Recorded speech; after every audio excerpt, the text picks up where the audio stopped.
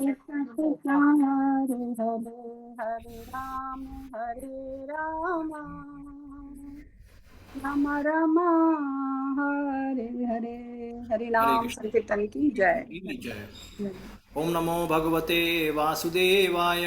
ओम नमो भगवते वासुदेवाय। ओम नमो भगवते वासुदेवाय। नारायणं नमस्कृत्यं नरं चैव नरोत्तमं देवीं सरस्वतीं व्यासं ततो जयमुदीरयेत्। नष्टप्रायेषु भद्रेषु नित्यं भागवत सेवया भगवती उत्तमा श्लोके भक्तिर्भवति नैष्ठिकी। कृष्णाय वासुदेवाय देवकीनन्दनाय च नन्दगोपकुमाराय गोविन्दाय नमो नमः।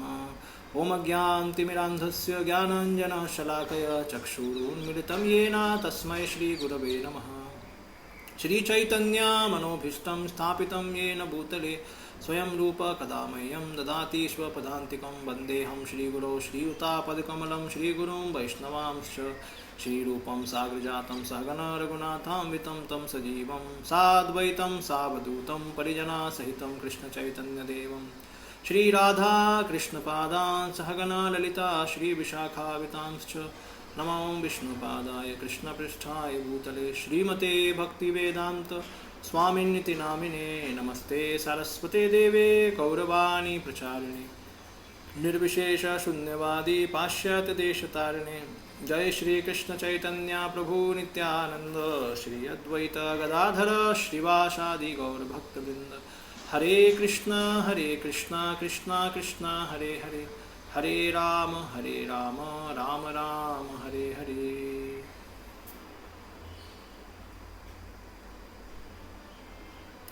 हरे कृष्णा।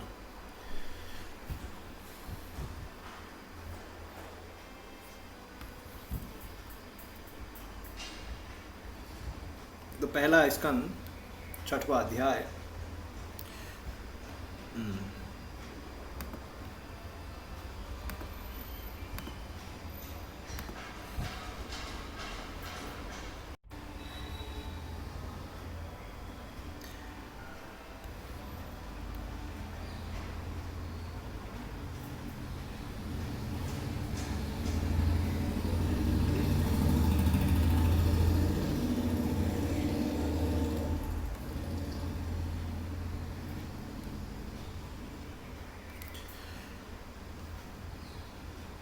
कौन सा श्लोक है आपका? प्रभु फिर से श्लोक नंबर बताइए आप प्रभु। 19 ना? क्या है 19 है? हरि बोल हरि बोल। पहले से लेना प्लीज प्रभु जी। हाँ? श्लोक नंबर 1 से प्लीज लेना। 8वें से क्या? बीच बीच में हमारे 6 अध्याय पहले से स्टार्ट करना प्लीज प्रभु जी। ये कौन सा अध्याय? 6 अध्याय नंबर 6। 6 तो अपना पूरा होने को आ गया था महाराज जी देखो कितना पूरा उसने बीच बीच में कितना रुका हो रही है, समझ में नहीं आया थोड़ा फर्क। तो पहले से लेंगे तो अच्छा होगा, ऐसी मेरी रिक्वेस्ट है, नहीं तो कोई प्रॉब्लम नहीं है ऐसा। कितना 19 हो गया ना? 19 शायद बोला है। 1 मिनट।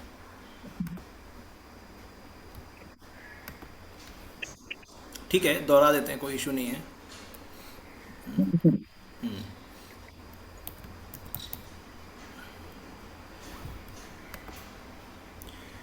हाँ, मेरे को बोला 19। हाँ ठीक है, 19 है। 19 श्लोक से।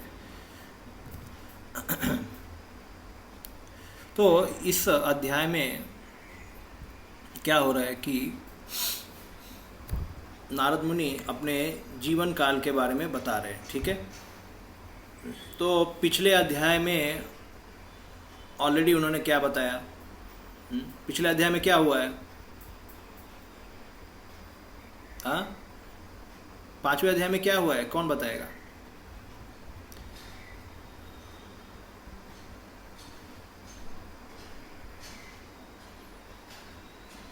तो 5वें अध्याय में नारद मुनि ने भक्ति वेदांत का एसोसिएशन ले लिया है। ठीक है, भक्ति वेदांत तो 4 आए थे चतुर्मास के लिए, उन सबका संग लेने के बाद तो नारद मुनि ऑलमोस्ट लाइक वो अपने जब संग लिया तो उनका सारा अंधकार दूर हो गया। ठीक है, और फिर वो भक्ति वेदांत बाद में जब चले गए तो चले जाने के बाद फिर क्या होगा?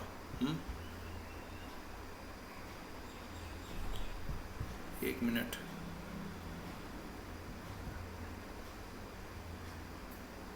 हाँ, जब चले जाने के बाद फिर क्या होता है? तो चले जाने के बाद क्या करना पड़ता है व्यक्ति को?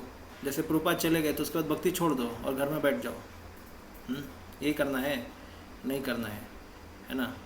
तो इस अध्याय में नारद मुनि बताएंगे कि जब वो भक्ति वेदांत का जब मैं सेवा किया, लास्ट अध्याय में बता दिया कि कैसे मैंने उनके उच्चिष्टों को खाया, तो साधु संतों के प्रति आकर्षण बढ़ गया, उनके द्वारा सुनने का, कथा सुन के। और मेरे अंदर एक अनुभव आया, जब कथा सुनता था तो मैं अपने को शरीर से अलग समझने लग गया, शरीर और मन से अपने को अलग समझने लग गया, और मुझे साधुओं के चरित्र बहुत ही आकर्षित लगने लग गए। उनके चरित्र बहुत ही आकर्षित लगने लग गए कि वो क्या करते हैं, कैसे करते हैं, मुझे देखना है। वो वास्तव में सही बात है। जो व्यक्ति प्यूरिफाई हो चुका है, जो सुन के, कथा सुन के सही चेतना में कथा सुना है और सेवा भी किया है, तो उसको वो बहुत ही आकर्षित लगने लगते हैं साधु संत लोग, और फिर वो उनके साथ ही रहता है, वो भूल जाता है, बाकी लोगों को भूल जाता है वो। तो जैसे असत्संग भी अट्रैक्ट करता है लोगों को, और सत्संग भी अट्रैक्ट करता है लोगों को। तो सत्संग किसको अट्रैक्ट करेगा? जो शुद्ध हो गया है, जो शुद्ध हो गया है कुछ हद तक, उसको सत्संग अट्रैक्ट करेगा। और असत्संग, जो अशुद्ध है, उसको असत्संग। तो जैसी हमारी अवस्था है वैसा हम संग लेंगे, इसका मतलब ये हो गया। तो अगर हम श्रवण करने के लिए थोड़ा अभ्यास नहीं करेंगे तो हम असत होते रहेंगे, और हमें फिर बुरी चीज़ अच्छी लगने लगेगी, थोड़ी समय के बाद बुरी चीज़ अच्छी लगने लगेगी। और अगर हम सत होंगे तो हमें बुरी चीज़, हम जब सत्संग लेते रहेंगे तो हमें बुरी चीज़ से हमें दूर भागेंगे, हम दूर भागेंगे, वो नेचुरल है। अगर मान लो आप ऑटो में जा रहे हो, किसी ने गाना लगा दिया, एकदम सुंदर गाना लगाया है, तो फिर कई लोग बोलेंगे अरे थोड़ा ज़ोर से लगाना, क्या अपने आप सुन रहे हैं, हमको भी सुना। तो मतलब क्या है? वो असत्संगी है, उसको भी सुनना है, मज़ा करना है। और जो सत्संगी है वो बोलेगा कि ए बंद करो, गाने का ट्यून कम करो, अपने आप सुनो, हमको डिस्टर्ब मत करो। वो माला जप रहा है तो उसको डिस्टर्बेंस हो जाएगा।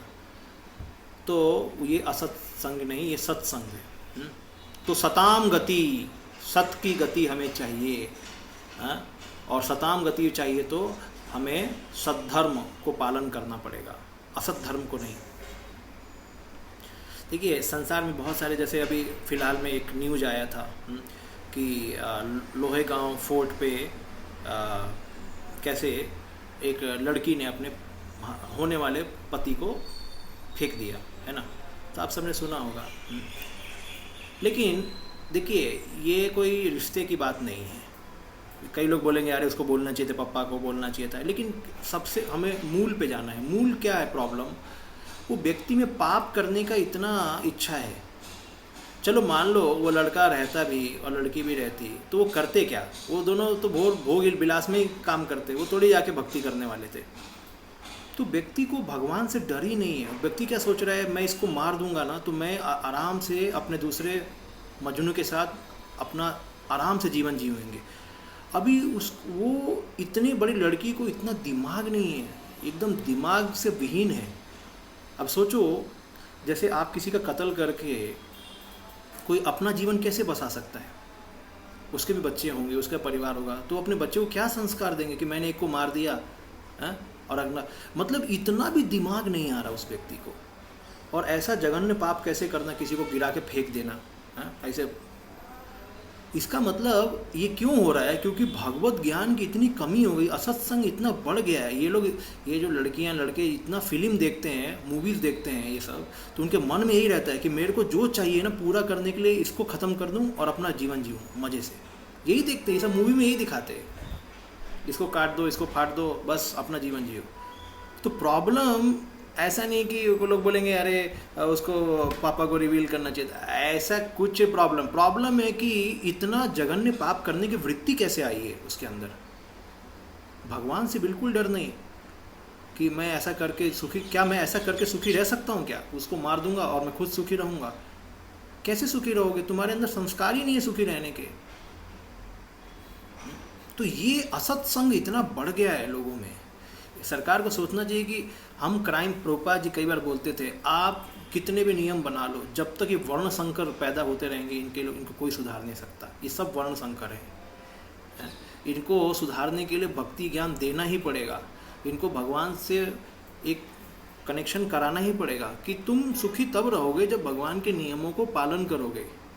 तुम दूसरों को दुख दे के, काट पीट के अपना जीवन सुखी बनाना चाहते हो। ये एकदम ग्रॉस बात कर रहा हूँ, ठीक है। सटल में हम सभी भी थोड़े, हम भी चूक जाते हैं, मतलब छोटी बड़ी झूठ को हम भी बोलते हैं, लेकिन सटल ठीक है, ये सब चलेगा, आगे हम सुधरेंगे। और लेकिन इतना ग्रॉस सीन नहीं करना चाहिए व्यक्ति को। मानव के जीवन में ये बहुत ग्रॉस सीन हो गया। वो व्यक्ति, मतलब आप समझिए, छोटे बच्चों को समझाते, थप्पड़ मारते कि भाई तू क्या चोरी कर रहा है। एक बड़ा आदमी इतना 22 से 23 साल की लड़की के दिमाग में ऐसा आता है, मतलब वो बड़ी हुई नहीं हो, वो एकदम बच्ची है। उसको इतना समझ में नहीं आ रहा कि जीवन क्या है। जिसको जीवन ही नहीं पता वो जीवन क्या जी के करेगा, चाहे वो किसी भी की औलाद हो, चाहे कोई भी औलाद हो। तो ये समझना बहुत ज़रूरी है कि हम दूसरों को तकलीफ़ पहुँचा के हम सुखी नहीं रह सकते। खास करके दूसरों को मार के, ख़त्म करके हम अपना जीवन कैसे बसाएंगे। तो ये सब क्यों होता है? असत्संग के कारण से होता है। जब हम इतना असत्संग ले लेते हैं तो हमारी बुद्धि एकदम क्षीण हो जाती है, बुद्धि काम नहीं करती है। क्यों? तो गीता में बताया गया है, ध्यायतो विषयान पुंसा संगस्ते सुपजायते, संगात् संजायते कामा, कामा क्रोधो भी जायते, क्रोधात् भवति सम्मोहा, सम्मोहात् स्मृति विभ्रमा, स्मृति ब्रह्मसात् बुद्धिनाशो, बुद्धिनाशात् प्रणश्यति। काम के वासना, भोग करना, उसकी इच्छा पूर्ण करना। एक भी गीता क्लास सुना ही नहीं, गधे गीता क्लास सुनते ही नहीं, बस पैसा कमाने में, भोग करने में लगे रहते। बड़े बड़े लोग, बड़े बड़े लोगों की लड़कियां, लड़के सब यही कर रहे हैं। नंगे नंगे घूमना है, पार्टी मनाना है, दारू पीना है, इसके साथ तो गड़बड़ करना, उसके साथ गड़बड़, यही चल रहा है पूरे भारत में, पूरे अमेरिका में। अब उसमें कोई गड़बड़ कर दे तो कौन सी बड़ी बात है, वो तो ऑलरेडी गड़बड़ है, आदमी गड़बड़ है। तो कर्मी लोग एकदम असत्संग में फंसे हुए हैं। तो कलयुग पूरा असत्संग से भरा हुआ है, हमें बहुत सतर्क रहना है। तो प्रभुपाद जी बोलते हैं, अगर हम 4 नियमों को पालन करते हैं और 16 माला ठीक से जप करते हैं तो हमें माया या कली हम पे आक्रमण नहीं करेगा, या करेगा तो हम बच जाएंगे। तो 16 माला इसीलिए है कि हमेशा गुरु कृष्ण का शेल्टर लेते रहना, राधा कृष्ण का शेल्टर, गुरु कृष्ण का शेल्टर लेते रहना कि हम पतित हैं, हमारे को उद्धार करो भगवान। ये भावना रखना, ये भावना बहुत ही इम्पॉर्टेंट है। रिपेंटेंस एंड पेनांस, रिपेंटेंस प्रायश्चित, और पेनांस मतलब तपस्या यानी भक्ति को लेना, और अपने गिरे हुए कंडीशन को हमेशा जानना कि मैं कितना पतित हूँ, तब जाके भगवान हमारा उद्धार करेंगे। हमें पतित हम हैं वास्तव में। तो ये है। तो नारद मुनि को ये ज्ञान हो गया कि मेरे को बस सत्संग ही चाहिए और कुछ नहीं चाहिए, बाकी सब फालतू चीज़ें हैं। अब जब इतना सत्संग ले लिया, एकदम परफेक्ट सत्संग ले लिया, अब उनके जीवन में जो भी घटित होगा नारद मुनि उसे पॉजिटिव वे में देखेंगे। तो वो ये चैप्टर में हम देखेंगे कि नारद मुनि का जो जीवन है, ये भी बताने वाले हैं कि भक्ति वेदांत के जाने के बाद मैंने क्या किया और अंत तक कैसे मैं नारद मुनि बना, कैसे नारद मुनि बना। क्योंकि क्वेश्चन पूछा गया है, चौथे अध्याय में क्वेश्चन पूछा गया है। क्या पूछा गया है? ये भागवत को किसने प्रोत्साहन दिया रचने के लिए? तो हम पढ़ रहे हैं कि भाई नारद मुनि ने जाके वेद व्यास जी को डांटा था कि आपने क्या लिख दिया, जुगुप्सितम। ऐसे वेदों में लोगों को इंद्र तृप्ति करने के लिए धर्म बना दिया। आपने धर्म बनाया इंद्र तृप्ति करने के लिए। अरे धर्म होता है भगवान को सरेंडर करने के लिए, लेकिन आपने धर्म बना दिया इंद्र तृप्ति में, और लोगों का भरोसा हो जाएगा कि देखो धर्म के नाम पे हम इंद्र तृप्ति करेंगे। इसलिए तुमको संतुष्टि नहीं है, आपको संतुष्टि नहीं है हृदय में। इसलिए अब क्या करो, अब ऐसा पुस्तक लिखो, ऐसा भागवत जो कि परमहंस संहिता है, और उसको पढ़ के, जो कि परमहंसों को प्रिय है, उनको प्रिय है, और उसको पढ़ के सारे संसार का पाप खत्म होगा। कौन सा श्लोक है?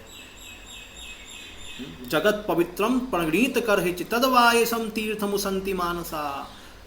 न यद्वचश्चित्रपदं हरेर्यशो जगत् पवित्रं प्रगृहीत करहिचित् तदवायसं तीर्थमुसन्ति मानसा न यत्र हंसा निर्मन्तु शिक्षया तदवाग्विसर्गो जनताग विप्लवो यस्मिन् प्रति श्लोकमवध्यवत्यपि। पांचवा जो अध्याय है केवल भागवत के गुणगान किया है नारद मुनि ने कि मुझे ऐसा भागवत चाहिए आपके हाथों द्वारा लिखा हुआ, और आप तो अमोघ दृष्टि वाले हैं, आप में कोई कमी नहीं है वेद व्यास जी। जस्ट आपने थोड़ा कंपैशन ज़्यादा दिखा दिया, गलत डायरेक्शन में आप चले गए, आप थोड़ा अभी राइट डायरेक्शन पे आ जाओ। अब भागवत को आप निरूपण कर दो, अब लिख दो भागवत को। बस प्रूफ चाहिए तो मेरा जीवन प्रूफ है। मैं कैसे भागवतों के संग में एक बड़ा भागवत बन गया हूँ, आपके सामने खड़ा हूँ, आपका गुरु हूँ। तो भागवतों का संग लिया मैंने तो मैं ऐसा बन गया, और उन भागवतों ने मेरे को भागवत सुनाया, और इसलिए मेरे अंदर उनके प्रति आकर्षण आ गया, उनके प्रति निष्ठा आ गई उनकी कथा में, और मैं शरीर और मन से ऊपर चला गया और केवल भगवान में रति आ गई तुरंत। एक्चुअली नारद मुनि का बहुत फास्ट एडवांसमेंट हुआ है, ये उन पर कृपा है। जर्नली इतना फास्ट एडवांसमेंट होना संभव नहीं है, क्योंकि भक्ति में प्रभुपाद जी कई बार बोलते हैं is a gradual process. Prabhupada कभी ऐसा बोले प्रभुपाद कि अब तुरंत सरेंडर हो जाओ भगवान को, लेकिन प्रभुपाद जी को जो तत्व है भक्ति का, जो प्रोग्रेस है ना, वो ग्रेजुअल है, वो ग्रेजुअल है प्रोग्रेस। तो नारद मुनि 4 महीने में सुन के इतना बड़े भागवत कैसे बन गए? तो उन पे कृपा है। एक्चुअली ये जो 4 है ना भक्ति वेदांत, उन्होंने उन पे कृपा की है, इसको बोलते कृपा सिद्धि। भले नारद मुनि ने साधना सिद्धि का भी दिखाया है कि वो अभी दिखाएंगे कि वो कैसे साधना कर रहे, लेकिन वो इतना ऊपर पहुंच गए और फिर जाके वो साधना कर रहे हैं। मतलब आप समझ रहे हैं कि प्रेम भाव के लेवल पे पहुंच के फिर वो अपना साधना उतना चल रहा है उनका। लेकिन भाव तक पहुंच जाना ही कोई क्योंकि भाव वास्तव में दुर्लभा है, सुदुर्लभा। भक्ति के तत्व के हिसाब से भक्ति रसामृत सिंधु में बताया गया कि भाव भक्ति सुदुर्लभा है। साधना भक्ति तो ठीक है दुर्लभ है, लेकिन सुदुर्लभा मतलब क्वालिफिकेशन होने के बावजूद भी नहीं देंगे भगवान भाव भक्ति, क्योंकि एक बार दे दिया तो फिर भगवान को आप घुमा सकते हो, लट्टू कर सकते हो। तो इसलिए भगवान देते नहीं हो भाव भक्ति। तो नारद मुनि उस स्टेज तक कैसे पहुंच गए? इसका मतलब कृपा है, साधु संतों की बहुत कृपा है।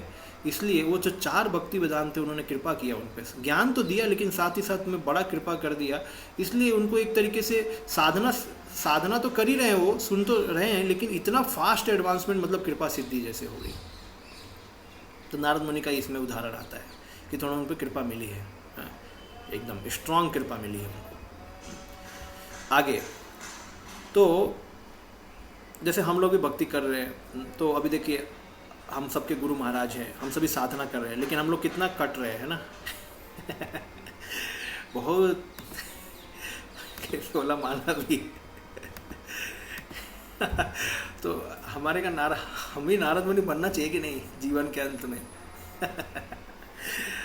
तो इसलिए नारद मुनि ने कोई ऐसा नहीं बोला कि मैंने नाक दबाया, मैंने हाथ दबाया, मैंने सर दबाया, उल्टा लटका, सीधा लटका, भक्ति में एकदम भागा। वो बस बोल रहे मैंने श्रवण किया, बस श्रवण किया और मेरे को में ये पूरा आ गया। पिछले अध्याय में बोला मैंने सब समझ में आने लग गया, केवल उनका उच्चिष्ट खाया और श्रवण किया बस। हमने तो कितने उच्चिष्ट खाए।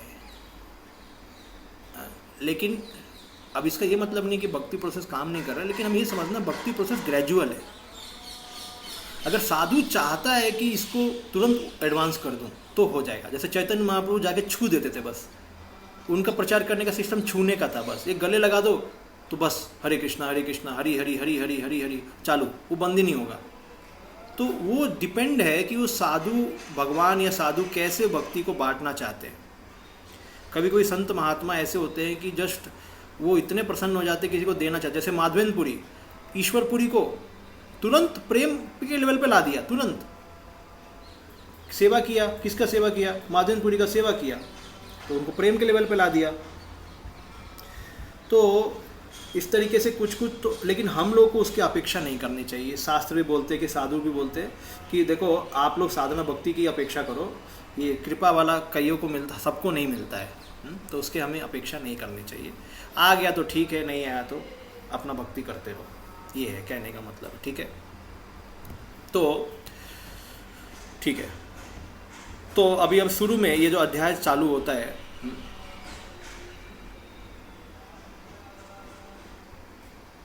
तो जब नारद मुनि के जन्म और उनके कार्यों को सुनने के बाद वेद व्यास जी ने पूछा, तो सबका ये क्वेश्चन रहता है कि भाई आपने गुरु के बारे में तो बता दिया कि गुरु के 4 गुरु थे, भक्ति वेदांत आए और उनके सामने आपने एकदम आपकी भक्ति बहुत ऊंची चली गई, उसके बाद किया क्या? जब भक्ति वेदांत चले गए तो क्या किया? किम करोद भवान, क्या किया है जब वो चले गए? क्योंकि वो तो सबसे बड़ा टेस्ट तो वही होता है। क्यों सब लोग बोलते अरे मंदिर में गुरु महाराज आए हैं, हमें आना है, और जैसे ही गुरु महाराज चले जाएंगे हम भी चले जाएंगे, तो गुरु महाराज अपने जगह पे और हम अपने जगह पे। तो फिर इसलिए क्वेश्चन पूछा वेद व्यास जी ने कि ये नारद मुनि टिके क्या आगे? आप टिके आगे? आपके 4 जब भक्ति वेदांत चले गए तो आपने भक्ति कंटिन्यू किया कि नहीं किया? वो क्वेश्चन है, किम अकरोद भवान, क्या किया आगे आपने जब 4 गुरुदेव चले गए आपके सामने से छोड़ के ये भी ध्यान देना है, प्रभुपाद जी बार बार बोलते हैं वाणी सेवा बापू सेवा। गुरु हमेशा प्रत्यक्ष रूप से हमारे सामने नहीं रहने वाले हैं, तो जब तक रहेंगे उनकी हम सेवा भी कर सकते हैं, सुन भी सकते हैं, लेकिन जब चले जाएंगे तो हमें कंटिन्यू करना होता है। तो ये नारद मुनि भी अपने जीवन से सिखाते हैं। इसी को बोलते हैं साधना भक्ति, कि गुरु के जाने के बाद भी हम गुरु के आदेश का पालन करते रहें, क्योंकि साधना भक्ति का प्रेरणा कहाँ से? शास्त्र और गुरु से आता है। शासनेनैव शास्त्रस्य, शासन गुरु करता है या शास्त्र करता है, तो उनके आदेश अनुसार वो भक्ति करते हैं। तो फिर बताया गया कि आपने इनिशिएशन लेने के बाद गुरु से किस तरीके से ये शरीर आपको मिला। ये जो नारद मुनि का शरीर तो इनिशिएशन पे तो नहीं मिला था आपको, ये तो आध्यात्मिक देह है जो आपको मिला है ना? ये देह तो आध्यात्मिक है, तो ये कहाँ से प्राप्त हो गया आपको? इसका मतलब आप, जैसे गुरु ने आपको इनिशिएशन तो दिया लेकिन आपको तो सिद्धि मिल गया। ये शरीर तो भाई सिद्धि वाला शरीर है ना। जैसे एक होता है साधना करना और एक होता है सिद्ध हो जाना, मतलब साधना का रिजल्ट मिल गया, मतलब आपको ये सिद्ध का रिजल्ट कैसे मिल गया वो बताओ। कि ये स्वयं भुव कया वृत्तिया वर्तितम ते परम वय। हे ब्रह्मा के पुत्र, आपने दीक्षा लेने के बाद किस प्रकार जीवन बिताया और ये शरीर कैसे मिल गया आपको? ये आध्यात्मिक शरीर कहाँ से मिल गया बाबा, ये बताइए। तो फिर उसके बाद ये बोलते हैं कि जनरली कोई मर जाता है तो उसे याद नहीं रहता है, तो आपने अपने पुराने जीवन के बारे में कैसे सुना है? इसका मतलब ये जो शरीर मिला है ये अगले जीवन का शरीर है, एक जीवन में शरीर तो नहीं बदलेगा, तो आपको पिछला जीवन कैसे याद है? आपने अपने जो सुनाया मेरे को स्टोरी पिछले चैप्टर में, वो तो पिछले जीवन का था, तो वो कैसे आपको याद है? जनरली समय के साथ सब कुछ बात व्यक्ति भूल जाता है, खासकर देह बदलने के बाद, तो आपको कैसे याद है? तो ये सब पूछ रहे हैं। फिर नारद मुनि बोलते हैं, तो ये मैं बता रहा हूँ संक्षिप्त में कि क्या चर्चा चल रही है इसमें। नारद मुनि फिर बोलते हैं, भिक्षुभिर विप्रवसिते विज्ञानादिष्टभिर्मम वर्तमानो वयस्य आद्ये तत एतद आकर्षणम अकारसम।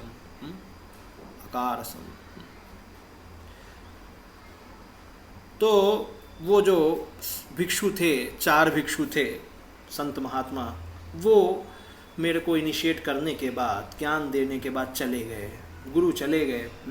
तो मैंने अपना जीवन उनके ज्ञान के अनुसार व्यतीत किया, जैसा उन्होंने मेरे को बताया वैसे मैं जीवन जीने लगा। अब दोबारा कहानी चालू कर गए, पिछले चैप्टर का कंटिन्यू हो रहा है। तो बोल रहे नारद मुनि, एकात्मजा मे जननी योषिन्मूढ़ा च किंकरी मय्यात्मजे अन्यगतो चक्रे स्नेहानुबंधनम। मैं अपनी माँ का एक ही बेटा था, और ख़ास करके जब माँ का एक बेटा होता है तो माँ उसी को इतना प्रेम करती है, बहुत प्रेम करती है, इसलिए 2-3 बेटे तो रहने ही चाहिए, एक बेटा नहीं रहना चाहिए। क्यों? क्योंकि इससे क्या होता है, जैसे मान लो आपके पास दो प्रभुपा जी इसका उदाहरण बताते हैं, जिसके पास ज़्यादा बेटे हैं, अगर कोई सन्यासी आके बोलता है अपना एक बेटा दे दो, तो माँ को बोलेगा ठीक है आपको दिया, तो अभी देने लायक है ही नहीं तो क्या देगा वो, देने लायक भी तो रहना चाहिए ना। अब उसका एक ही बेटा है तो उसी में अरे एक बेटा दिया तो वो आप लेके जाओगे तो हमारा क्या होगा। इसीलिए 3-4 जब कर दिया तो ठीक है, एक ब्रह्मचारी बन गया, एक सन्यासी बन गया, अच्छा है, 2 तो है ना हमारे पास। तो इसलिए ये प्रभुपाद जी बोलते थे कि पहले लोग करते थे ताकि अगर एक निकल गया तो चलो दूसरे लोग भी हैं। अभी एक किया तो फिर क्या होगा, फिर तो दिक्कत हो जाएगी। तो नारद मुनि बोले थे मैं अपनी माता का एक ही बेटा था, तो इसलिए वो मेरे को इतना प्रेम करती थी, मुझे स्नेह से बांध दिया था उसने, एक आत्मजा, इकलौता पुत्र था मैं, और मेरी रक्षा के लिए उसने बहुत सारे साधन जुटा के रखे थे। और मतलब अभी जैसे वो भी सेवा कर रही थी, ये भी सेवा कर रहे थे, बेटा माँ एकदम। अब पति का इसमें वर्णन नहीं किया गया कि पति किधर है, तो बताया गया कि और उनकी उसकी रक्षा का कोई अन्य साधन भी ना था, मतलब वो मेरे से आसक्त थी और मैं उससे आसक्त था। अब इसमें देखो दोनों तरफ ही कैसे, लेकिन अब नारद मुनि क्योंकि अपने साधु संतों से सुन लिया है उन्होंने, तो अभी वो विरक्त हो चुके हैं, तो वो उनके साइड से बता रहे कि वो मुझ में बहुत आसक्ति थी मेरी माता। अभी उनकी माता ने भी तो सेवा किया, उनके साथ ऐसा क्यों नहीं हुआ। उनकी माता ने भी, भले नारद मुनि ने उच्चिष्ट खाया, लेकिन माता भी ने भी सेवा किया, तो वो क्यों नहीं इतनी एडवांस हो पाई। क्या कारण है, कौन बताएगा, क्या कारण हो सकता है। उनकी माता ने भी तो सेवा किया ना भक्ति वेदांत का, वो क्यों नहीं एडवांस हुई। हरे कृष्ण। क्योंकि भगवान नारद मुनि को एडवांस करना चाहते थे। यदि वो भी होती तो नारद मुनि घर नहीं छोड़ पाते, अपनी माता के साथ उधर ही रह जाते संसार, और जो नहीं आज नहीं नारद मुनि बने वो नहीं बन पाते। ओके ओके ठीक है, हाँ चल माता जी बोलिए। हाँ हाँ प्रभु जी, माता जो है उनकी नारद जी कैसा वो आत्मसात करते थे, जो वो गुरु आदेश देते थे वो पूरा ध्यान से, लेकिन माता काम में रहती थी, उन्होंने यानी ध्यान नहीं दिया, मनन नहीं किया, जो वो ये ज्ञान देते थे या उपदेश देते थे उस पर वो मनन नहीं कर पाते थे, क्योंकि वो बेचारे काम में रहते थे, इसलिए उनको नारद जी को भक्ति मिली, उनको नहीं मिल पाई, ऐसा मुझे लगता है। ओके ओके ठीक है। एक और चीज़ समझना है, जब ये 4 भक्ति वेदांत है, ये भले तुल्य हैं, तुल्य दर्शना, सबको बराबर देखते हैं, लेकिन फिर भी जब इन्होंने नारद में वो क्वालिटीज़ देखा, देखिए हमने वो पिछले चैप्टर में पढ़ा है कि नारद में कुछ क्वालिटीज़ थी, और भक्ति वेदांत का जब सेवा करने लगे तो वो क्वालिटी और बढ़ गई, ऐसा ठीक है। तो वो देखे कि अरे इस व्यक्ति में कथा सुनने के प्रति, साधु संतों की सेवा करने के प्रति बहुत इच्छा है, मैं इसको और देते हैं, तो और कृपा उनका बरसने लगा। किसके ऊपर, नारद मुनि के ऊपर। थोड़ी सी पहले क्वालिटी थी, ज़्यादा बोलते नहीं थे, ज़्यादा खेलते नहीं थे, हाँ, इंद्रियां थोड़ी कंट्रोल थी, थोड़ी थोड़ी क्वालिटी थी, हाँ, उसको फिर उनको सेवा में लगाया तो देखा तो क्वालिटी बहुत अच्छी हो रही है और अच्छा हो रहा है। तो प्रभुपाद जी बोलते इसको हम पार्शियलिटी नहीं बोल सकते, क्योंकि क्या है, अभी हर एक टीचर, हर एक स्कूल में कोई बच्चा इंटेलिजेंट होता है और टीचर को लगता है कि भाई इस इंटेलिजेंट बच्चे को जो भी होमवर्क दो ये करके लाता है, तो जाहिर सी बात है टीचर उस पर थोड़ा प्यार बरसाएगी, थोड़ा उसको और सिखाएगी, बात सही है, उसमें कोई पार्शियलिटी, वो तो सबको देने को रेडी है, लेकिन कोई लोग आता ही नहीं उससे सीखने के लिए, तो ये थोड़ा इंटेलिजेंट है तो थोड़ा मदद लेता है टीचर का। तो यही बात हो गई कि नारद मुनि वो इनसे चिपके रहे, साधु संतों से चिपके रहे और सुनते रहे, प्रसाद भी खा लिया, उनका भाव था इनका संग लेने का। और ये जो उनकी माता है, ये just like may be ritualistic work, just थोड़ा बहुत सेवा करके निकल जाती थी। इसका भी उद्धार होगा, क्योंकि नारद मुनि का हो गया तो उनकी माँ का भी होगा। लेकिन कहने का मतलब है कि जैसे प्रहलाद महाराज की माता का कुछ हुआ नहीं, मतलब प्रहलाद महाराज ने उनके घर में रह के सुन लिया और ये बाहर से ही नहीं सुन पाई, क्योंकि हमेशा चिंता कर रही थी कि मेरा पति कब आएगा, मेरे बच्चे को मार दिया तो क्या होगा, हमेशा इस बात की चिंता। तो नारद मुनि जितना लेक्चर दे रहे थे वो डायरेक्टली अंदर वाला सुन रहा था, बाहर वाला सुन ही नहीं रहा था, तो सामने बैठ के भी वो नहीं सुन रहा था, नहीं सुन रही थी। तो यहाँ पे भी रिचुअलिस्टिक डिवोशनल सर्विस कर दिया होगा। तो इसलिए रक्षा का कोई साधन नहीं था, इसलिए वो बहुत अटैच थी नारद से, अपने बेटे से। तो फिर लेकिन नारद मुनि बोलते हैं, क्या बोलते हैं कि शाश्वतंत्र्यान कल्पासे योगक्षेमं ममीक्षति ईशस्य ही वसे लोको योषा दुर्मयी दारुमयी यथा। लेकिन कोई भी व्यक्ति संसार में स्वतंत्र नहीं है। भले माँ मुझे बहुत प्रेम करती थी, लेकिन विधाता की कोई और ही इच्छा थी। विधाता की इच्छा थी कि माँ को मुझसे अलग करना, ये विधाता की इच्छा थी। भले माँ मुझसे को बहुत प्रेम करती है, मेरे बिना वो रह नहीं सकती है,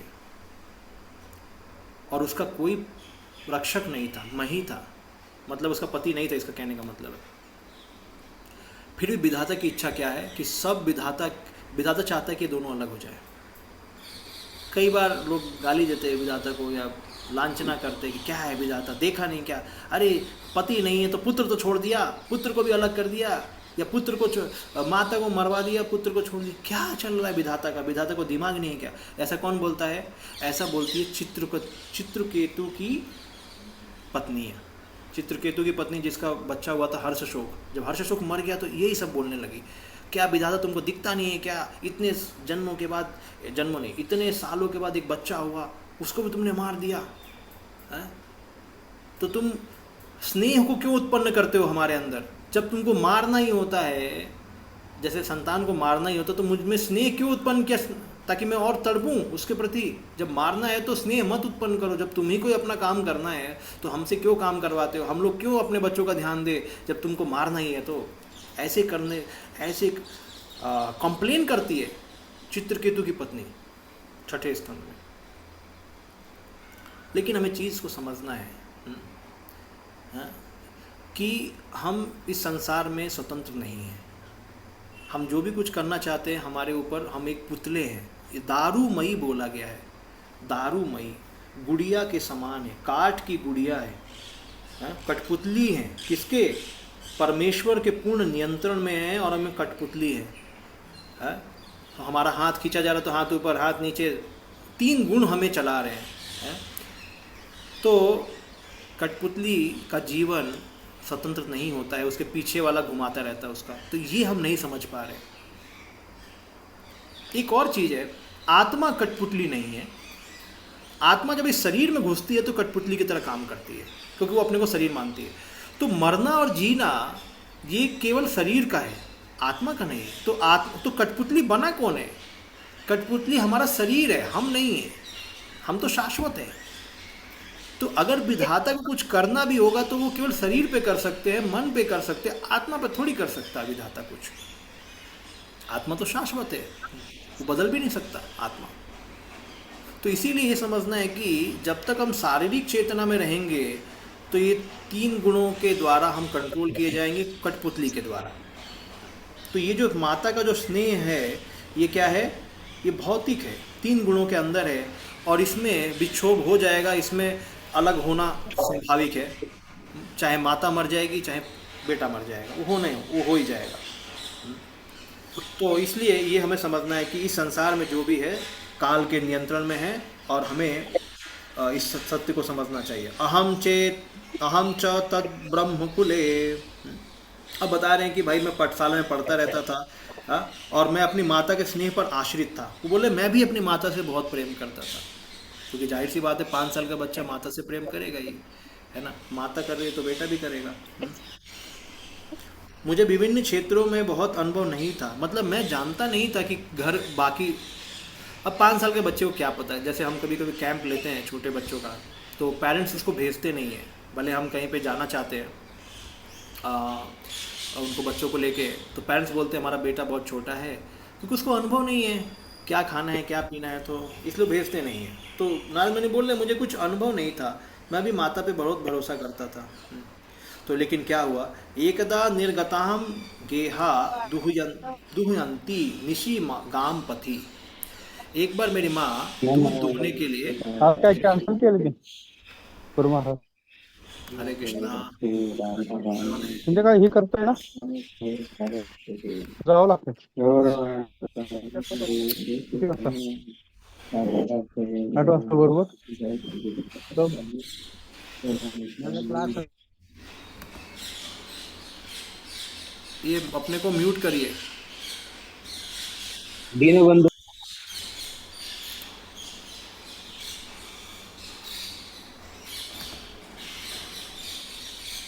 ये क्या है, ये म्यूट होता ही नहीं है क्या, कैसे है? उनको तो म्यूट हो गया, ठीक है चलेगा। तो क्या बोला है कि जब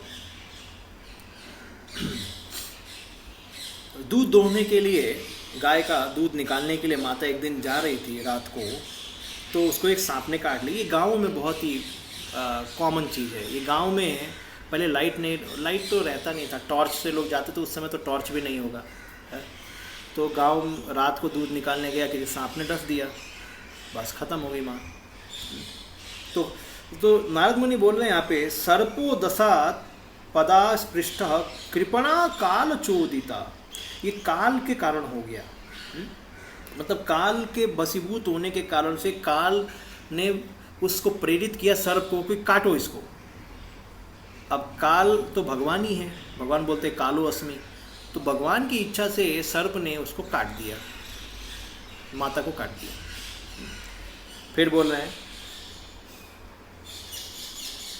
तदा तद अहम ईशस्य भक्तानां सम अभीप्सतः अनुग्रहं मन्यमानः प्रतिष्ठम दिशम उत्तराम, प्रातिष्ठम दिशम उत्तराम। तो बताया गया कि इसको मैंने एक स्पेशल कृपा समझा। अनुग्रहम मन्यमानः, अब ये बहुत बड़े ऊंचे एडवांस भक्त के जीवन में ही ऐसा हो सकता है। देखिए नारद मुनि का यहाँ पे पता लगता है कि उनका कितना एडवांसमेंट हो। उनकी माता मर गई लेकिन उन्होंने बिल्कुल भी शोक नहीं किया। उन्होंने बोला कि ये मैं इसको स्पेशल मर्सी समझा, मतलब भगवान की स्पेशल कृपा। 5 साल का बच्चा में इतना बड़ा दिमाग कैसे आ गया। तो बोला गया कि अनुग्रहम, उसने जैसे चित्रकेतु की पत्नी, उसने भगवान चित्रकेतु पूरे विश्व के सम्राट, उनकी पत्नी भगवान विधाता के ऊपर वो कर रही है कि आपने क्या कर दिया, क्या कर दिया है। गांधारी जैसे सती स्त्री वो भगवान कृष्ण को बोलती है कि ये तुमने क्या किया, मेरे बेटे को मरवा दिया। लेकिन यहाँ पे 5 साल का बालक बोल रहा है अनुग्रहम मन्यमान, मैं इसको अनुग्रह माना, अनुग्रह माना कि भगवान का मेरे ऊपर कृपा हो गया। क्यों? क्योंकि वो समझ बैठे थे साधु संतों से सुनने के बाद कि जो भी भक्त के जीवन में होता है वो कभी भी खराब नहीं होता है, वो एकदम परफेक्ट होता है। केवल उसको भगवान की सेवा, नारायण परा सर्वे न कुतश्चन बिभ्यति स्वर्ग अपवर्ग नरकेशु अपितुल्यार्थ दर्शनम। जब चित्रकेतु महाराज को पार्वती ने साप दे दिया कि तुम असुर बनोगे, तो चित्रकेतु महाराज बोले कि देवी वास्तव में मैं अलग अलग जन्मों में अलग अलग शरीर लेके भटक ही रहा हूँ, तो ये मेरे कर्म के कारण ही है। और आज मैंने कुछ कर्म कर दिए हैं, तो ऐसा मैं नहीं बोल रहा हूँ कि आपने मुझे शाप दिया, आपने वही किया है जो मेरे कर्म है। तो मैं कोई दुखी नहीं हूँ, मेरे कर्म वैसे ही हैं। लोग कर्म से शरीर बदल रहे, मैं भी शरीर बदल लूँगा अभी, तो ठीक है। लेकिन आपको दुख हुआ उसके लिए क्षमा चाहता हूँ, मैं जा रहा हूँ अभी असुर की योनि में। तो भगवान शिव बोलते हैं कि पार्वती तुम सुंदर तो हो, लेकिन भक्त तुमसे ज़्यादा सुंदर है, क्योंकि वो आप पे गुस्सा नहीं किया भक्त ने उसे एक्सेप्ट कर लिया और मान लिया कि मैं अब अगला जन्म लूँगा, लेकिन मैं भगवान को हमेशा स्मरण करना चाहता हूँ, बस। तो उनके लिए तो ये भगवान शिव ये श्लोक बोलते हैं, नारायण परा सर्वे, जो नारायण परा होते भक्त, उनको स्वर्ग भेजो या नरक भेजो, उनके लिए कोई प्रॉब्लम नहीं। अपितुल्यात, वो सबके लिए तुल्य है, वो सबको स्वर्ग को भी तुल्य समझते हैं। स्वर्ग में जाओ भोग करना है तो भोग में भी भगवान की भक्ति चलेगी, नरक में भी जाएंगे तड़पेंगे फिर भी भक्ति चलेगी उनकी। तो यही यहाँ पे बात है कि मैंने अनुग्रह माना। यही ब्रह्मा जी भी बोलते हैं, किसको? ब्रह्मा जी अपने प्रेयस में बोलते हैं कि जो व्यक्ति इस जीवन में सफरिंग कर रहा है, तत्तेनुकंपा सुसमीक्षमानो भुंजान एवात्मकृतम विपागम हृद्वाग् बपुभिर्विदधन् नमस्ते जीवेत यो मुक्तिपदे सदाय भाग। जो व्यक्ति के जीवन में तकलीफ आता है, उस तकलीफ में वो हाथ जोड़ के भगवान से बोलता है कि भगवान ये मेरे कर्म ही हैं, इसमें आपका कोई दोष नहीं है, ये मेरे कर्म हैं। लेकिन क्योंकि मैं आपकी भक्ति कर रहा हूँ इसलिए आपने कर्मों के प्रभाव को कम कर दिया है, मैं अभी कम सफ़र कर रहा हूँ, नहीं तो मैं तो और बड़े सफरिंग में जाना चाहता, मतलब जाने वाला था, लेकिन आपकी भक्ति किया तो आपका अनुग्रह से ये कम हो गया है, इसलिए मैं आपको धन्यवाद देता हूँ। तो ब्रह्मा जी बोलते हैं ऐसा सोचने वाला व्यक्ति भगवत धाम जाने के लायक है। तो कौन भगवत धाम जाने के लायक है? ऐसे ब्रह्मा जी बोलते हैं। तो भगवान की संपत्ति का अधिकारी है। तो यहाँ पे अनुग्रह मान लिया, किसने मान लिया? नारद मुनि ने, कि अनुग्रह है मेरे ऊपर, मेरी माँ मर गई, अब मेरा रास्ता क्लियर हो गया कि भगवान मुझे बुलाना चाहते हैं अपने पास, भगवान मुझे टोटल सारे स्नेह से मुक्त कर देना चाहते हैं कि मेरी कोई माँ नहीं, बस तेरी माँ बस मैं ही हूँ, तेरा पिता मैं ही हूँ, तेरा धन मैं ही हूँ, तेरा गुरु मैं ही हूँ, मैं ही सब कुछ हूँ, तू मेरे ऊपर बस निर्भर हो जा, अब तेरा कोई माता पिता नहीं, बस मैं ही सब कुछ हूँ।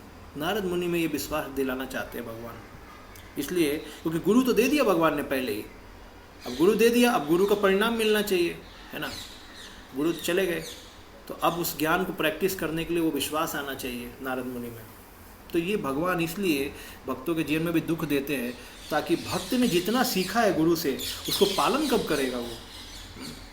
पालन करने के लिए भगवान वो परिस्थिति उसके जीवन में ला देते हैं ताकि वो उसे अनुग्रह मान के भगवान के चरणों में समर्पित हो जाए।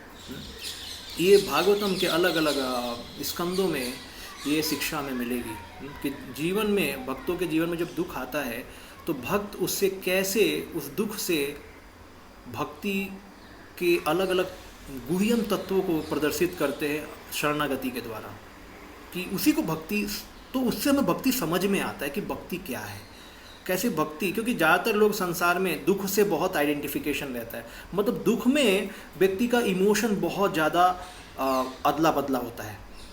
सुख को उतना नहीं मान सकते, क्योंकि सुख में ठीक है, किसी को रसगुल्ला मिल गया सबको पता है ठीक है सुखी है, किसी को उतना मतलब, लेकिन किसी को जब दुख मिलता है तो सबको फीलिंग होता है कि भाई ये रियली दुखी है, सब दुख में सभी का हार्ट टच हो जाता है। और उस दुख में कोई भगवान की भक्ति करता है तो वो बहुत इंस्पायरिंग होता है एक्चुअली, क्योंकि वो कोई चाहता नहीं है दुख, सुख तो सब चाहते हैं, दुख में कोई काम कर दे इसका मतलब किसी को समझ में आता है कि भैया इसकी भक्ति रियली टिकी हुई है, भगवान की कृपा है इसके ऊपर। तो नारद मुनि के जीवन में ये कृपा समझ में आती है कि माँ को भगवान ने हटा दिया, लेकिन नारद मुनि ने उसमें बिल्कुल संदेह नहीं किया कि लगता है भगवान इतने साल भक्ति किया, इतने माला जपा, भगवान ने अंत में मेरी माँ को ही मार दिया।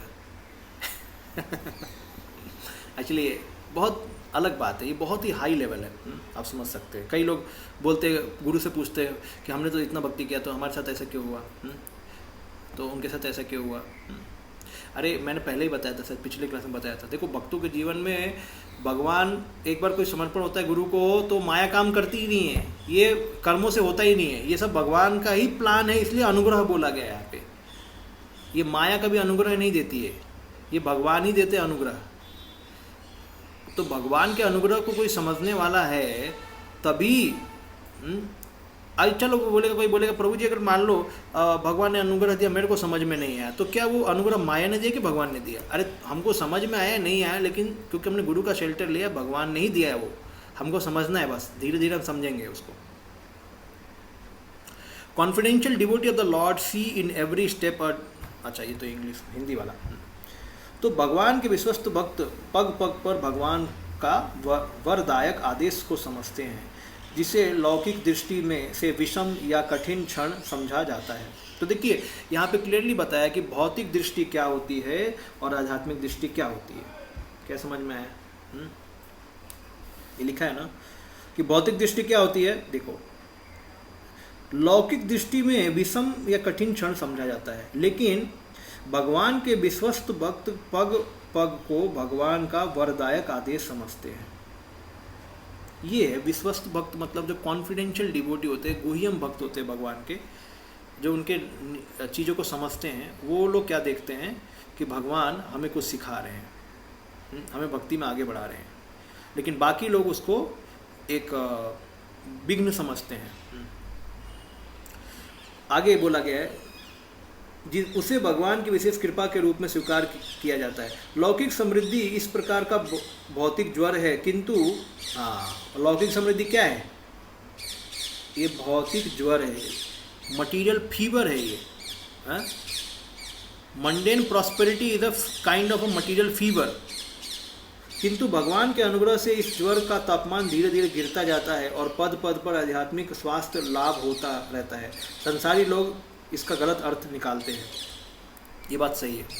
संसारी लोग तो इतने सुख, भौतिक सुख के लिए पागल रहते हैं कि उनके लाइफ में भगवान को अच्छा ही करना है, मतलब अगर हमने धर्म किया मतलब अच्छा ही होना चाहिए।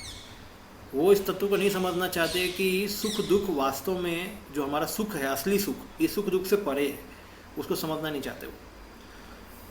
तो प्रभुपाद जी एक जगह बताते हैं कि भगवान अवतार क्यों लेते हैं? हमारे भौतिक कार्यों को कम करने के लिए। हम भौतिक कार्य इतने कर रहे हैं, तो भगवान जब अवतार लेते हैं, अभी जैसे जगन्नाथ फेस्टिवल आ रहा है, तो उसमें हमें आध्यात्मिक कार्य करने को कुछ मौका मिलेगा। फिर जन्माष्टमी आ रहा है, कुछ मिलेगा। फिर भद्र पूर्णिमा, इस तरीके से अलग अलग जब फेस्टिवल होते हैं, अलग अलग लीलाएं होती हैं भगवान की, तो उसमें हमें कुछ आध्यात्मिक करने की प्रेरणा मिलती है। तो हमारे भौतिक कार्य को कम करने के लिए भगवान ये सब अपने कार्यकलाप करते रहते हैं। नहीं तो हम हमेशा शरीर और मन पे ही सोचेंगे, इसी को माया बोलते हैं। तो फिर आगे प्रस्थान करने के बाद अनेक समृद्ध, तो अब नारद मुनि ने उसको अनुग्रह माना, तो फिर नारद मुनि अभी घर में क्या रहना, अभी छोड़ के चले गए। संन्यास, डायरेक्टली संन्यास। अभी तो कोई है ही नहीं, छोटे बच्चे हैं, डायरेक्टली सब कुछ छोड़ छाड़ के अभी फिर जंगल वंगल में चले गए। तो देखिए ये भगवद गीता में बताया गया है, अभयम सत्व संशुद्धि। तो संन्यास का प्रभुपाद जी बोलते क्वालिटी है सबसे इम्पोर्टेंट, अभयम, अभय रहना, कि भगवान मेरी रक्षा करेंगे। तो नारद मुनि अभी बोल रहे थे थोड़ी देर पहले कि मैं अपनी माँ पे बहुत भरोसा करता था, क्योंकि मेरे को ज़्यादा क्षेत्र पता नहीं थे कहाँ पे जाना है। तो जैसे कोई बच्चे रहते हैं हमेशा बोलते हैं मम्मा मेरे को उधर जाना है, मेरे को उधर जाना है, लेके चलो। है तो माँ को लगता है कि मेरा बेटा कितना मुझसे प्रेम करता है, मेरे बिना कहीं जा नहीं सकता है। लेकिन वही बेटे को जब आत्मज्ञान मिल जाता है, जो गुरु से ज्ञान मिल जाता है, तो वही बेटा निकल जाता है, उसको पता नहीं है जगह। अभी देखो नारद मुनि ने अभी भी नहीं बोला कि मेरे को पता है सब जगह, लेकिन निकल गए अभी। क्यों? अब भगवान रक्षा करेंगे। है अवश्य रक्षिबे कृष्णा, विश्वास पालन, विश्वास करना है कि भगवान मेरी रक्षा करेंगे। मेरे गुरु ने मेरे को बोला है।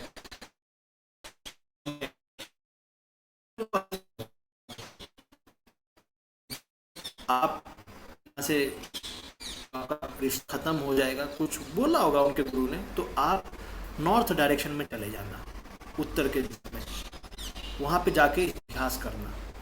क्योंकि अभी नारद मुनि जहाँ पे रह रहे थे वो कोई गांव होगा, गांव में तो रह के क्या भक्ति है कोई, मतलब ठीक है हम लोग सब भक्तों के संग में रह के भक्ति करते हैं।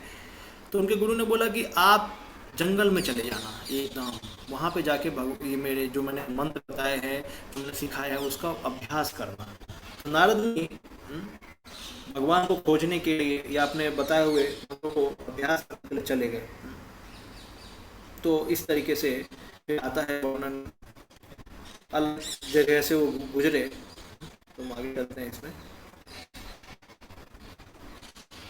तो फिर नारद मुनि चलते चलते थक गए और फिर उन्होंने पानी पिया और उनकी थकान मिट गई। और उसके बाद एक पीपल के वृक्ष के नीचे जहाँ पे शायद बैठ के उन्होंने भगवान का स्मरण किया। तो गुरु ने जैसा बताया था उसका स्मरण चालू किया उन्होंने। ये है। तो आगे ज्यों ही उन्होंने मन को दिव्य प्रेम में लगाकर भगवान के चरण कमलों का ध्यान किया, उनके नेत्रों में आंसू बहने लगे और भगवान श्री कृष्ण बिना विलंब किए मेरे हृदय कमल में प्रकट हो गए। तो नारद मुनि अब इस अनुभूति को बोल रहे हैं कि मैंने देखा भगवान को। ये देखा है, भगवान को देखा है। तो अभी देखो भगवान को इन्होंने देख लिया। कहाँ पे देखा? हृदय में देख लिया। तो भगवान को देखना आसान काम नहीं है बाबा, ये बड़ा काम है। ध्याया चरणाम भोजम भाव निर्जित चेतसा औतकंठ्या अश्रुकलाक्षस्य हृदयासिन्मे शनैः हरिः। तो जैसे ही ज्यों ही मैंने अपने मन को दिव्य प्रेम में लगाकर भगवान के चरण कमलों का ध्यान करने में लगा कि मेरे नेत्रों से आंसू बहने लगे और भगवान श्री कृष्ण बिना विलंब के मेरे हृदय कमल में प्रकट हो गए। यहाँ पर भाव शब्द महत्वपूर्ण है। यह भाव अवस्था तब प्राप्त होती है जब भगवान के लिए दिव्य प्रेम होता है। अच्छा, ये जरा ध्यान देना चाहिए। देखिए, ये जो भाव है ना, ये बार बार भाव का मतलब हम हमेशा अलग अलग मतलब होना चाहिए। भाव का मतलब हमेशा भाव स्टेज नहीं समझना चाहिए। हमारा भी कुछ भाव है तो इसका मतलब हम भाव स्टेज पर नहीं पहुंच गए। लेकिन प्रभुपाद जी यहाँ पे जो भाव बता रहे हैं कि यहाँ पर भाव महत्वपूर्ण है। भाव अवस्था मतलब भाव का स्टेज बोल रहे हैं प्रभुपाद जी, तब प्राप्त होती है जब भगवान के लिए दिव्य प्रेम होता है। तो यानी ये नारद मुनि भाव स्टेज पे है या प्रेम स्टेज पे, दोनों मान सकते हैं। ठीक है। प्रारंभिक अवस्था श्रद्धा अथवा भगवान के प्रति चाह कहलाती है, यानी श्रद्धा। इस चाह को बढ़ाने के लिए मनुष्य को शुद्ध भक्तों की संगति करना जरूरी है। हमेशा याद रखना, जितने भी स्टेज है, श्रद्धा तथा साधु संग, भजन क्रिया, इस सब में साधु संग बहुत ही महत्वपूर्ण है। इसी से ये स्टेज में आगे बढ़ता रहता है व्यक्ति, क्योंकि उसमें साधु संग में वो श्रवण करता है, श्रवण से उसकी श्रद्धा बढ़ती है और उसके जो अपराध क्षय होते हैं, पाप क्षय होते हैं और वो आगे के स्टेज में बढ़ने लगता है। तीसरी अवस्था में भक्ति के विधि विधानों का अभ्यास करना होता है। तो ये प्रभुपाद जी बता रहे हैं, ये सारे 9 स्टेज है। इसमें सारी आशंकाएं दूर हो जाती हैं। भक्ति पथ में अवरोध उत्पन्न करने वाली सारी व्यक्तिगत त्रुटियां हट जाती हैं। जब सारी आकांक्षाएं और व्यक्तिगत त्रुटियां दूर हो जाएं तो दिव्य तत्व में आदर्श श्रद्धा होती है और उसके प्रति रुचि अधिक अनुपात में बढ़ती है। देखिए, कोई बोलेगा मेरे को कोई डाउट नहीं है, मैं हमेशा प्रभुपाद का बुक पढ़ता हूँ। ऐसा नहीं है, ये डाउट ही तो है, डाउट ही तो है। जब तक कर्म ग्रंथि नहीं कटेगा डाउट रहेगा। अभी जैसे एग्जाम्पल, कोई बोलेगा मेरे को डाउट नहीं है, अभी एक रसगुल्ला ला के सामने रख दिया तो डाउट आ जाएगा कि नहीं? अरे ये तो मेरे लिए है ना। अरे नहीं प्रभु, भोग नहीं लगाया, वो प्रभु को देने के लिए लाया। अरे तो मेरे लिए भी थोड़ा लाना चाहिए था ना प्रभु। डाउट आ गया ना। यानी भोग की इच्छा है, जब तक कर्म ग्रंथि है डाउट है हमारे अंदर। वो डाउट सामने नहीं आता है, जैसी भोग वस्तु आ गई सामने डाउट चालू हो जाता है। हाँ? है ना। अभी हम 1000 कथा सुनेंगे, थोड़ा भोग की वस्तु सामने आ गई तो संशय चालू, संशय आत्मा विनश्यति। तो डाउट रहता है हम सबको। इसलिए प्रभुपाद जी बोले कि जब ये सारी आशंकाएं और व्यक्तिगत त्रुटियां दूर हो जाती हैं, तो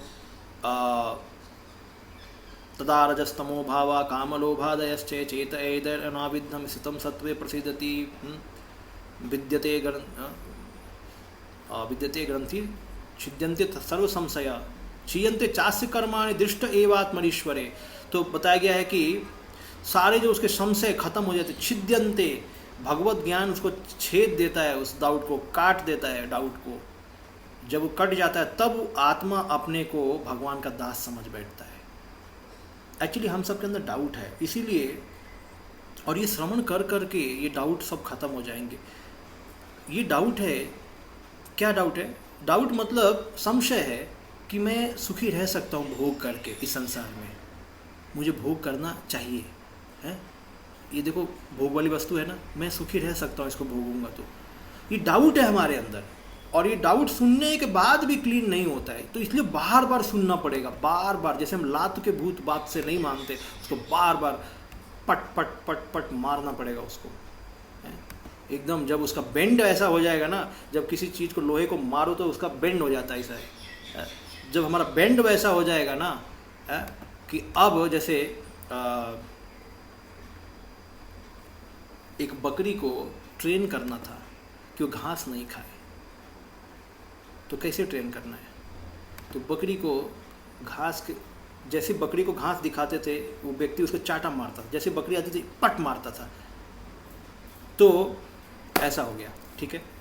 तो अब राजा के पास लेके गया, तो राजा को देखना था कि कौन बकरी को ऐसा ट्रेन कर सकता है। तो राजा ने बोला घास खिलाओ इसको।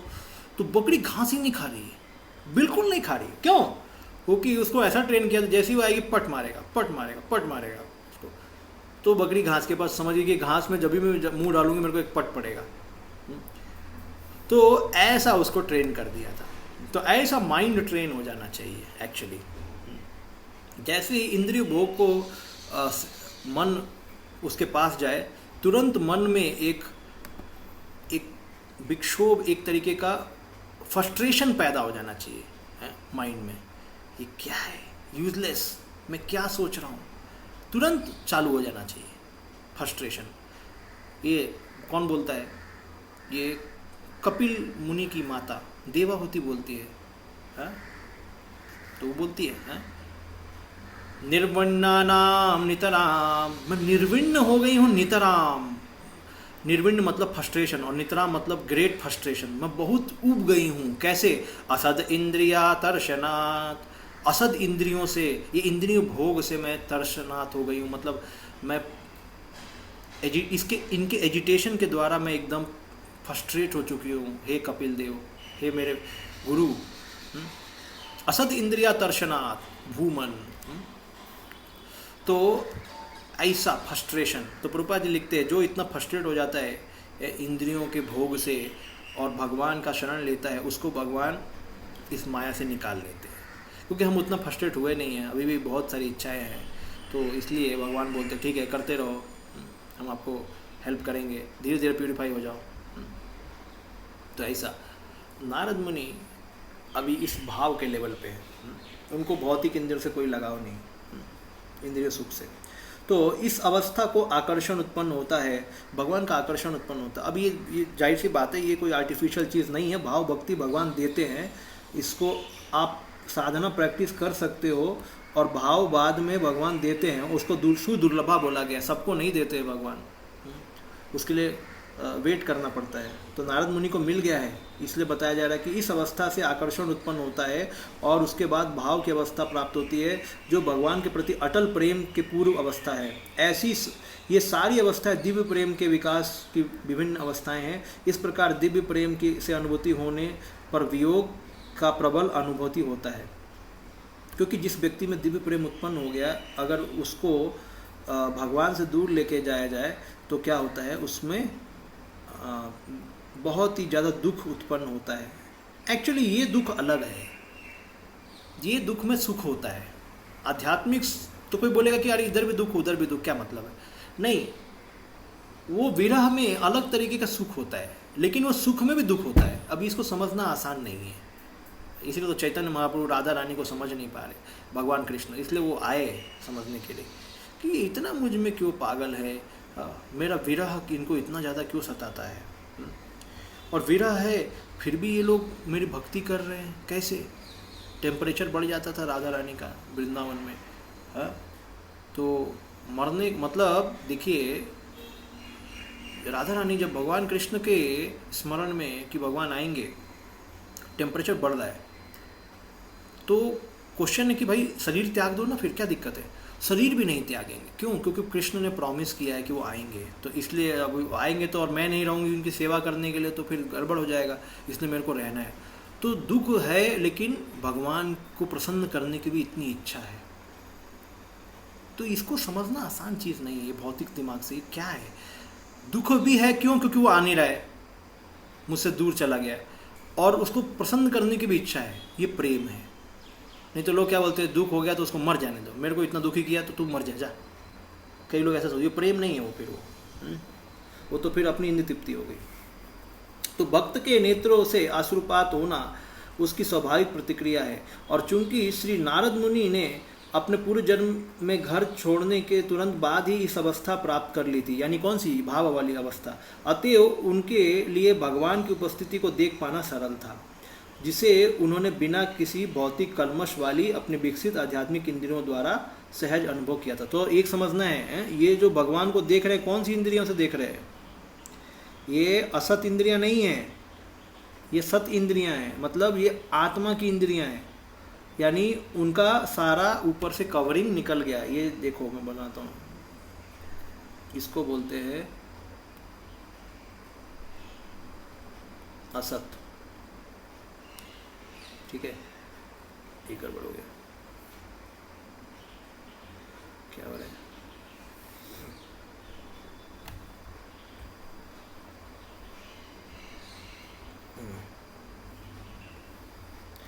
तो इसको बेसिकली तो ये असत है, यहाँ पे असत लिखता हूँ, ये बाहर वाला असत है और अंदर वाला सत है, ये सत इंद्रियां हैं, ठीक है। तो जब असत भक्ति करके ये असत खत्म हो जाएगा तो अंदर सत रहेगा। तो अब नारद मुनि का ये असत वाला है ही नहीं, उन पे ऊपर कोई भी अंधकार नहीं है, उनकी इंद्रियां शुद्ध हैं, इसलिए वो भगवान को देख सकते हैं। आगे तो फिर बताया गया कि प्रेमा, अगला श्लोक है कि प्रेम से, प्रेमा अति भार निर्विन्ना पुलकांगो अतिर्निवृतः आनंदे संप्लवे लीनो नापश्यम उभयम मुने।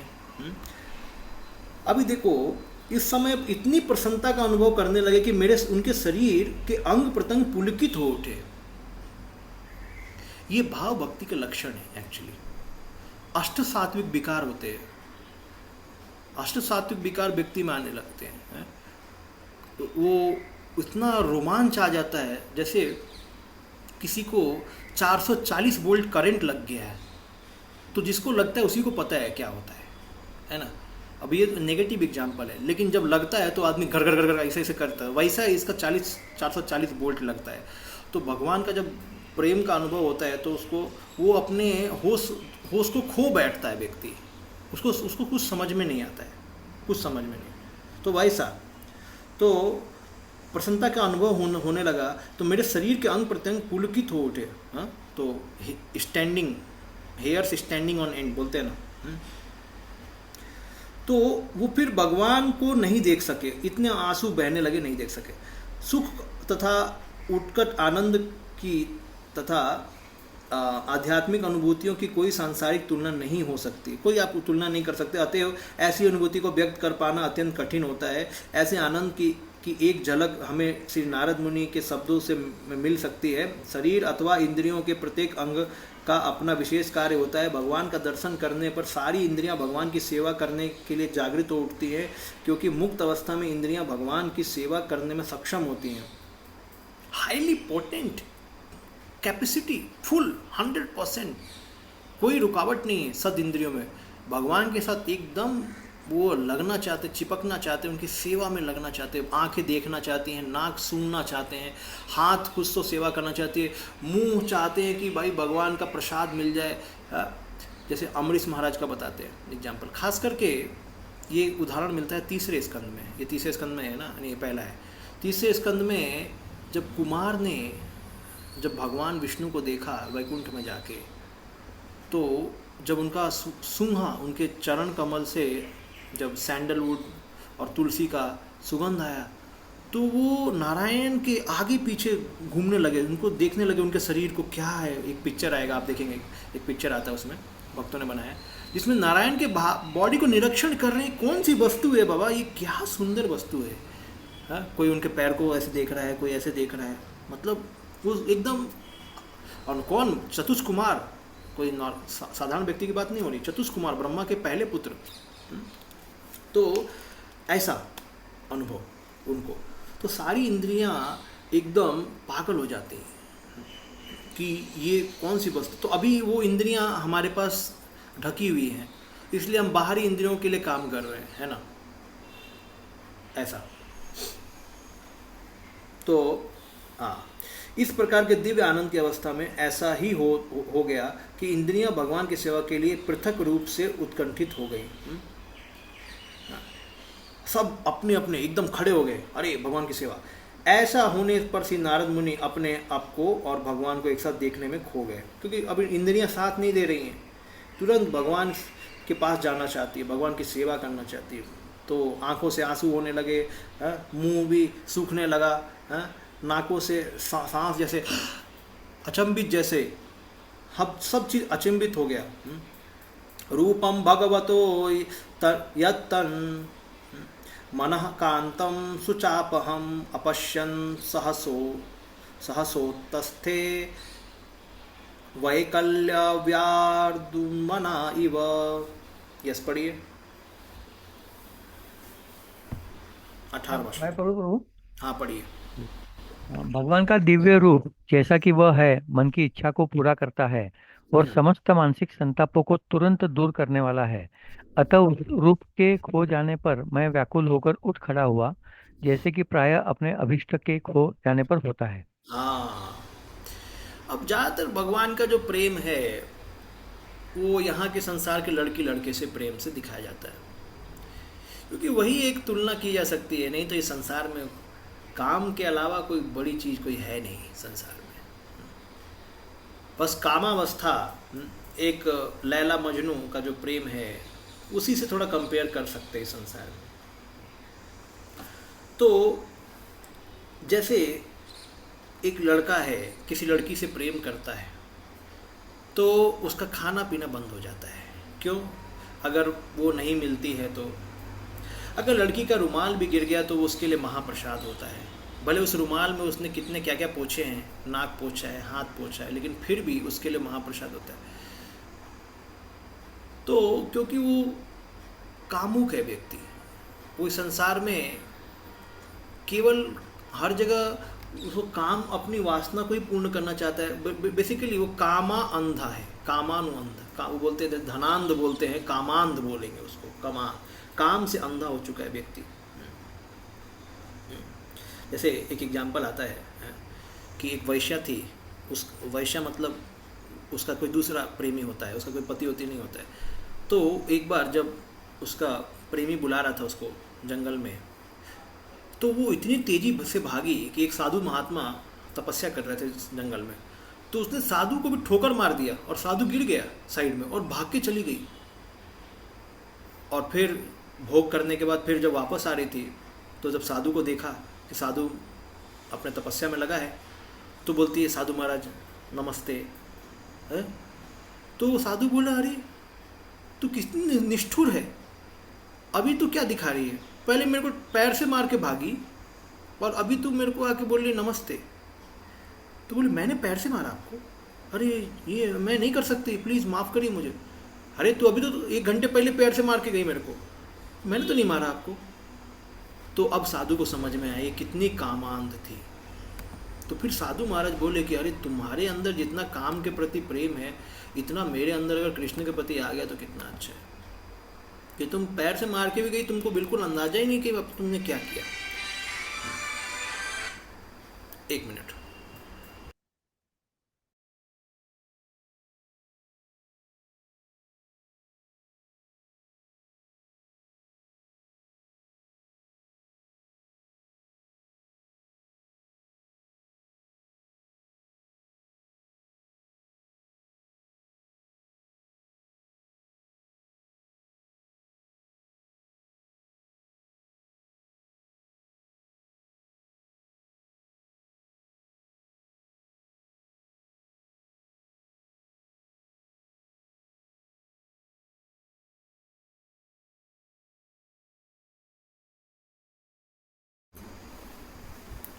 तो कृष्ण में इतनी आसक्ति, अब ये अच्छा है हम सुन रहे हैं, लेकिन साधना लेवल को पार करके ये सब भाव में होता है। ये सब चीज़ें स्पॉन्टेनिटी, तो जाहिर सी बात है स्पॉन्टेनिटी तो आ जाती है आसक्ति पे, रुचि आसक्ति के स्तर पे, लेकिन पागलपन जो होता है वो भाव की स्टेज पे होता है। तो ये बहुत ऊंचा स्टेज है। तो नारद मुनि का वो स्टेज था, भाव के लेवल पे थे नारद मुनि। नारद मुनि के ने अनुभव किया कि भगवान रूप विहीन नहीं है। अब प्रभुपाद जी यहाँ पे बताएंगे कि कैसे मायावादी लोग सोचते हैं कि भगवान का रूप नहीं है। नारद मुनि ने देख लिया कि भगवान का रूप है, लेकिन उनका रूप भौतिक नहीं है। तो भौतिक नहीं है, अगर भौतिक होता तो भाई ऐसा कोई भौतिक शरीर है ही नहीं या व्यक्ति है ही नहीं जिससे इतना अट्रैक्शन हो जाए किसी को कि उसको देख के। तो इसलिए मैंने एक एग्जांपल दिया कि कोई लड़का लड़की को देखता है तो ऐसा। लेकिन अगर ऐसा अट्रैक्शन है तो ये कांस्टेंट फिर रहना चाहिए, लेकिन ऐसा रहता नहीं है।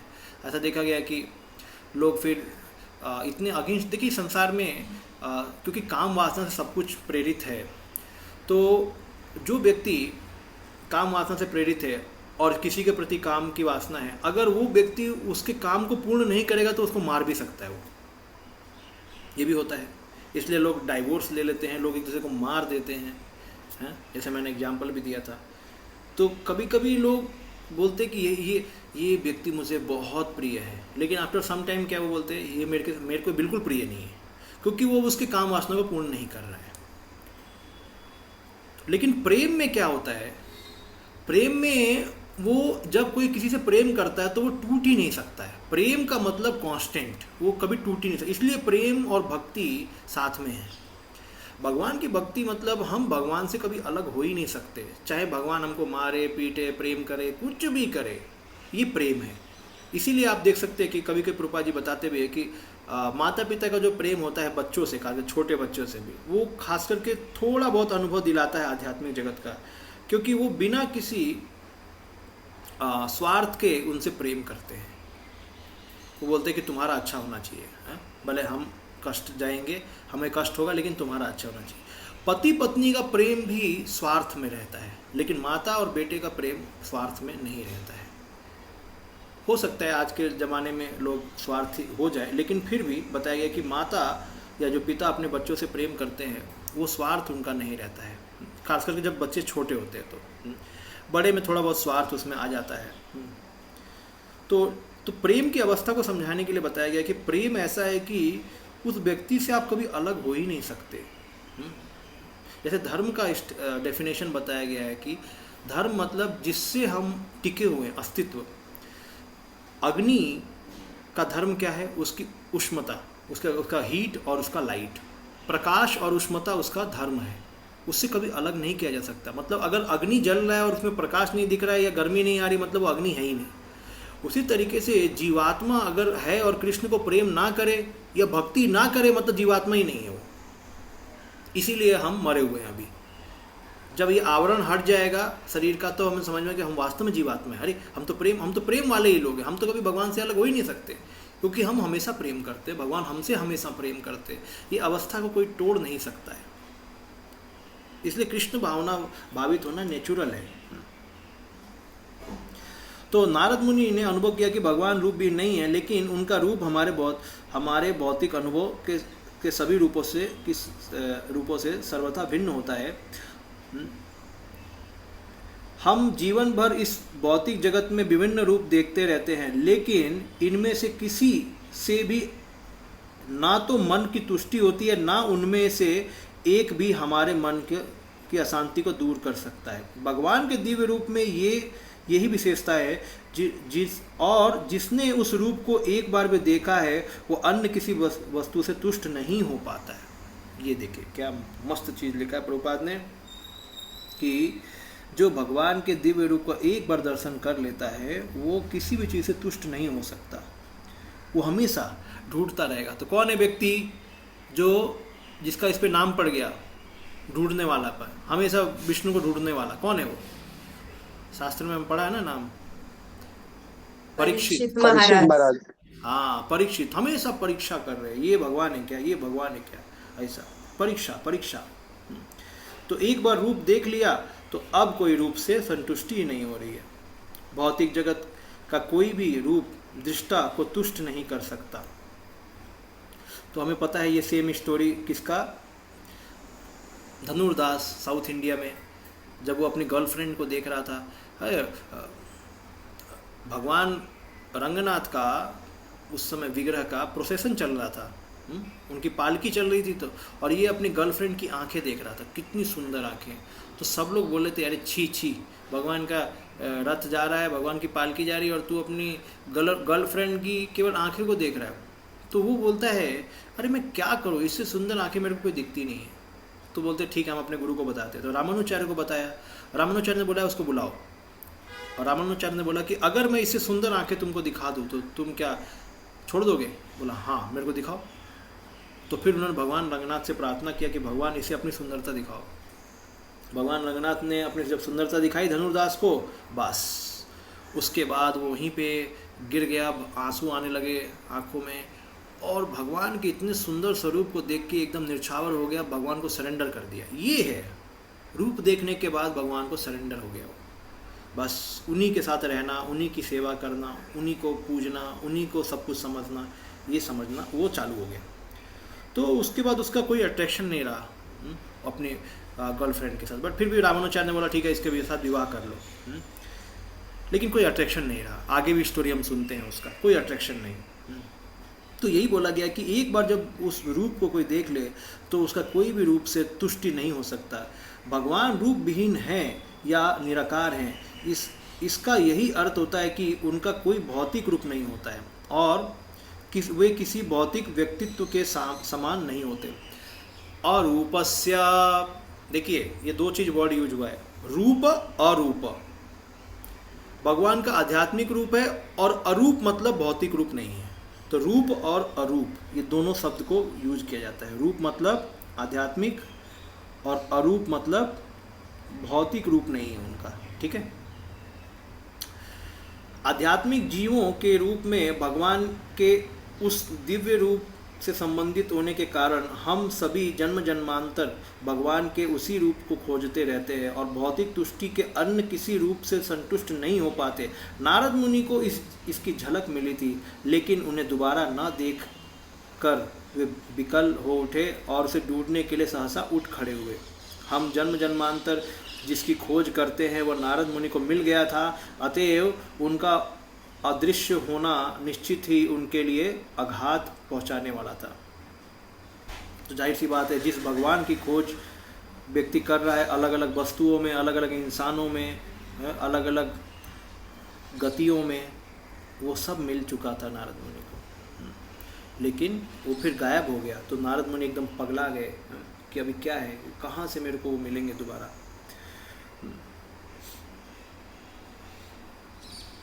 हाँ, तो अब आता है श्लोक नंबर 19, इसके लिए हम यहाँ पे आ गए।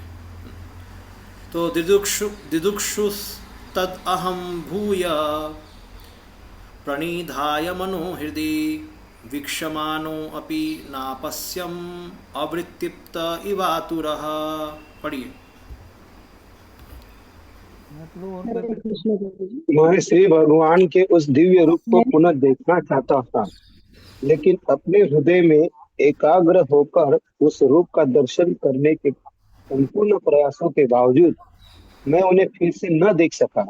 इस प्रकार संतुष्ट होने पर मैं अत्यधिक संतप्त हो उठा। अत्यधिक संतप्त हो उठा, बिना संतुष्ट हुए, असंतुष्ट होके, अवितृप्त इव आतुर सदृश संतप्त, मतलब एकदम वो दुखी हो गए, बिना संतुष्ट हो गए, को बहुत ही वीक्षमान, देखने के लिए प्रति शारद, बहुत वीक्षमान, उनके अंदर बहुत लालसा हो रही थी भगवान को देख, क्योंकि प्रेम अवस्था है ना, ये भाव या प्रेम अवस्था, इसमें व्यक्ति को केवल और केवल अपने प्रेमी को ही देखना है। तो मन को बार बार एकाग्र कर रहे थे, हृदय में झांक रहे थे कि किधर गए भगवान, लेकिन भगवान गायब हो गए। इसका एक चीज़ हमें समझना है, मतलब क्या है, क्या समझना है, तो ये प्रभुपाद जी यहाँ पे समझा रहे हैं।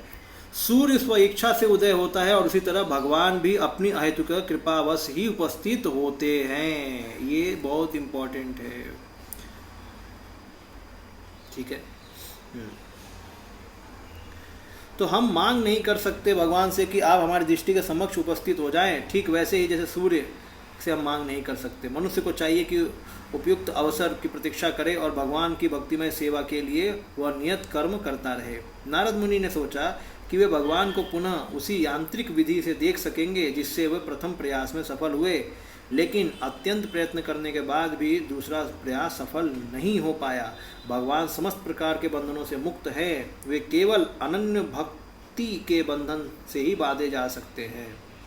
वे ना तो हमारी इंद्रियों द्वारा सदृश्य हैं, ना अनुभव गम्य हैं। वे जब भक्ति में सेवा के निष्ठावान प्रयास से प्रसन्न होते हैं, जब चाहते हैं, तो वे स्वेच्छा से ही दिखते हैं। देखो, अभी कोई बोलेगा अरे अभी प्रभुपाद जी यहाँ पे एक साधन भक्ति साधना जो साधन करते हैं भक्त, उनके लिए एक आदर्श बता रहे हैं।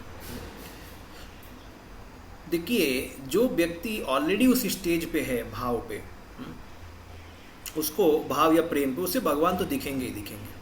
लेकिन यहाँ पे भगवान कुछ सिखाना चाहते हैं नारद मुनि को, और वो उनको और साधना कराना चाहते हैं, या उनको जानबूझ के भगवान दर्शन नहीं देना चाहते। लेकिन हमें ये नहीं सोचना है कि नारद मुनि कुछ संपूर्णता नहीं है उनके अंदर।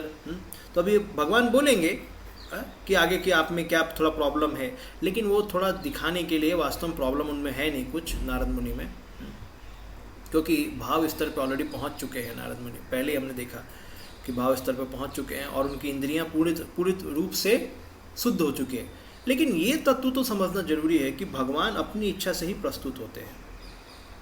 ओके, और एक और तथ्य है कि भगवान जो भक्ति करता है वो भगवान को आकर्षित कर देता है। खास करके जो प्रेम भक्ति पे होगा तो श्री कृष्ण आकर्षणी, वो कृष्ण को आकर्षित कर देता है। तो फिर भगवान उसको देखने के लिए, उससे मिलने के लिए आते ही हैं। तो दोनों तरीके से हमें समझना है कि भगवान खुद उत्पन्न होते हैं, खुद दर्शन देते हैं, लेकिन भक्त भी अपने भक्ति के द्वारा भगवान को पास में बांध देता है। तो यहाँ पे प्रभुपाद जी हम साधक भक्तों के लिए बोल रहे हैं कि हम केवल अपने प्रयासों से भगवान को नहीं देख सकते, भगवान का अनुग्रह चाहिए, और वो केवल भक्ति से ही हो सकता है। तो मतलब भक्ति करेंगे तो भगवान हम पे अनुग्रह देंगे। भक्ति के बंधन से ही बांधा जा सकते हैं भगवान, ना कि वे ना तो हमारी इंद्रियों के द्वारा दृश्य हैं, ना अनुभवगम्य है। ठीक है, वे जब भक्ति में सेवा के निष्ठावान प्रयास से प्रसन्न होते हैं तब वो दिखते हैं। तो नारद मुनि ने कुछ गलती किया ऐसा नहीं है कि उनके सेवा से प्रसन्न नहीं है भगवान, ऑलरेडी भगवान उनसे प्रसन्न है, लेकिन हमको सिखाने के लिए प्रभुपाद जी हम बता रहे हैं। एवं यतन्तं विजने ममाहागोचरो निर्गिरां गंभीर सुलक्षया वाचा शुचः प्रसमयन् इव। पढ़िए।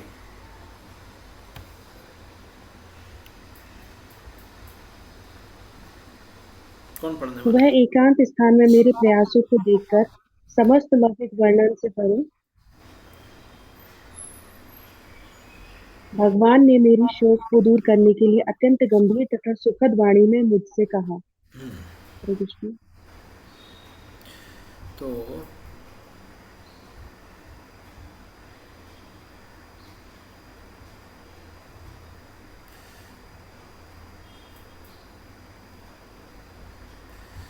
ठीक है, तो अब भगवान ने कहा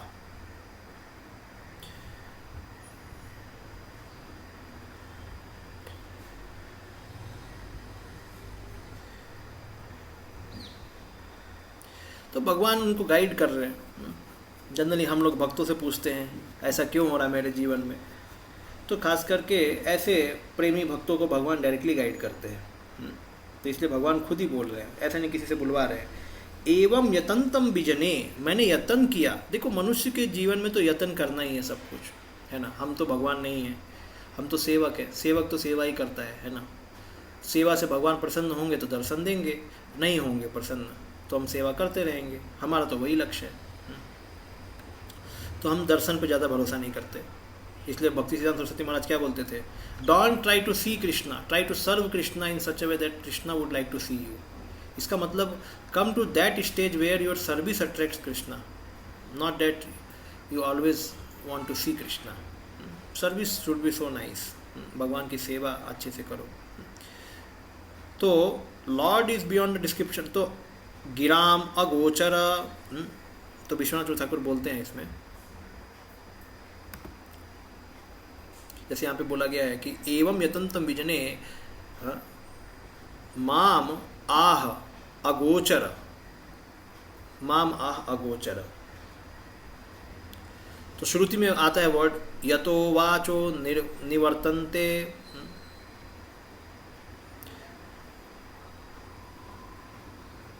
तो जो भी यतो वाचो निवर्तन्ते, मतलब कोई भी जो वाचा है, कोई भी शब्द है, भगवान तक पहुंच नहीं पाते। निवर्तन्ते मतलब वापस आ जाते हैं, उनको समझ नहीं पाते। इसलिए उनको अधोक्षज भी बोला जाता है। अ और क्ष वाले जितने भी लेटर से आप कुछ भी वर्ड बनाओ उससे भगवान को नहीं समझ सकते। अधोक्षज अधा उसको दबा देते हैं। तो इसलिए यहाँ पे बोला गया है गिराम अगोचर, मतलब क्या है कि भगवान को गिराम मतलब वाणी से आप नहीं समझ सकते, वो वाणी या शब्दों से नहीं समझ सकते। तैत्तिरीय उपनिषद में भी बोला गया है ये।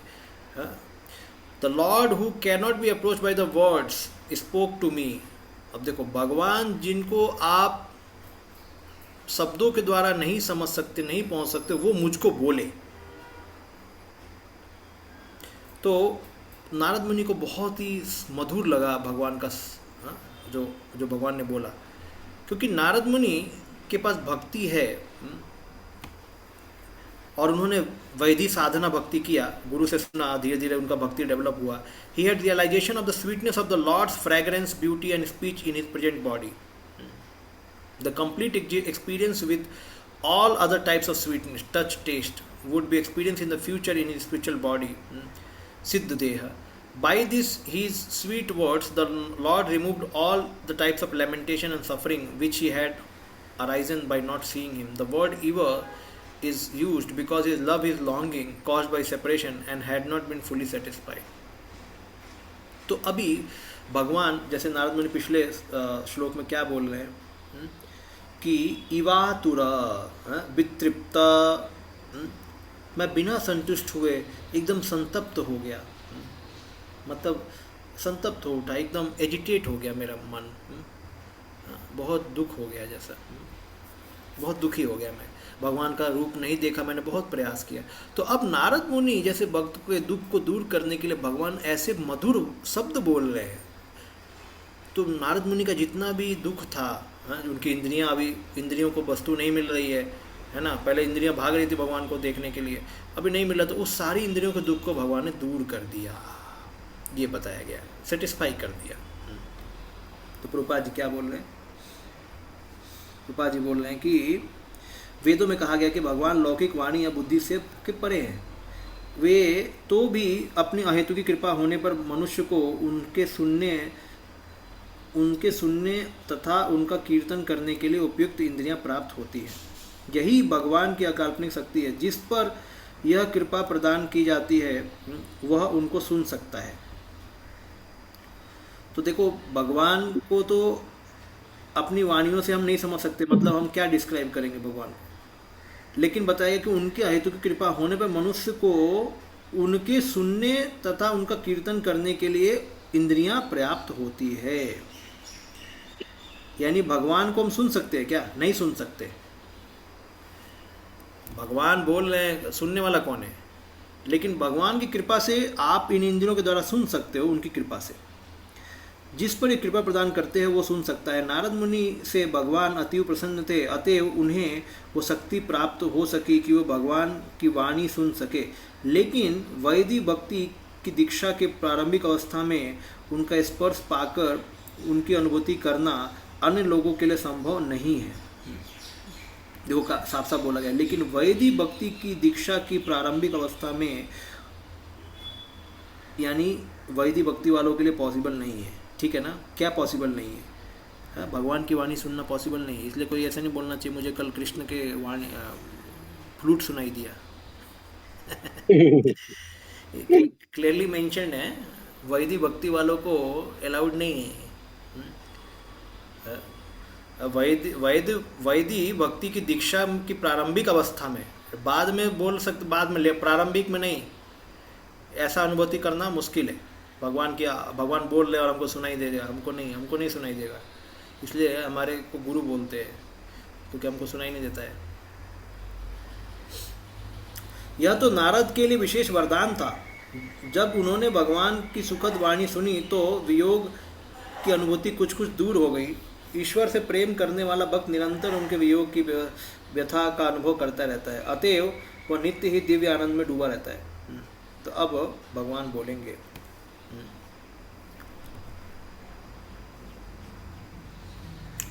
हंतास्मिन् जन्मनि भावान् माम द्रष्टुम इहार्हति अविपक्या कषायानाम दुर्दर्शो अहम कुयोगिनाम। पढ़िए। भगवान ने कहा, हे नारद, मुझे खेद है कि तुम इस जीवन काल में अब मुझे नहीं देख सकोगे। जिनकी सेवा अपूर्ण है और जो समस्त भौतिक कर्मों से पूर्ण रूप से मुक्त नहीं है, वे मुश्किल से ही मुझे देख पाते हैं।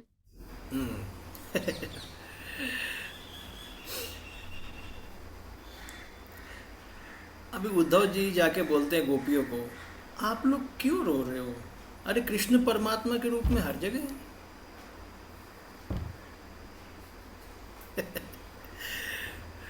यशोदा को बोलते हैं उद्धव जी कि आप कृष्ण कृष्ण को नॉर्मल मत समझो, वो परमात्मा के रूप में सबके हृदय में है। अब यशोदा माई को क्या समझ में आएगा? ये बोले कृष्ण को परमात्मा कहाँ से बोल दिया? वो मेरा बेटा है और मेरे से दूर होके चला गया है, मेरे को परमात्मा समझ में नहीं आता है, उनको परमात्मा का ज्ञान नहीं समझ में आएगा।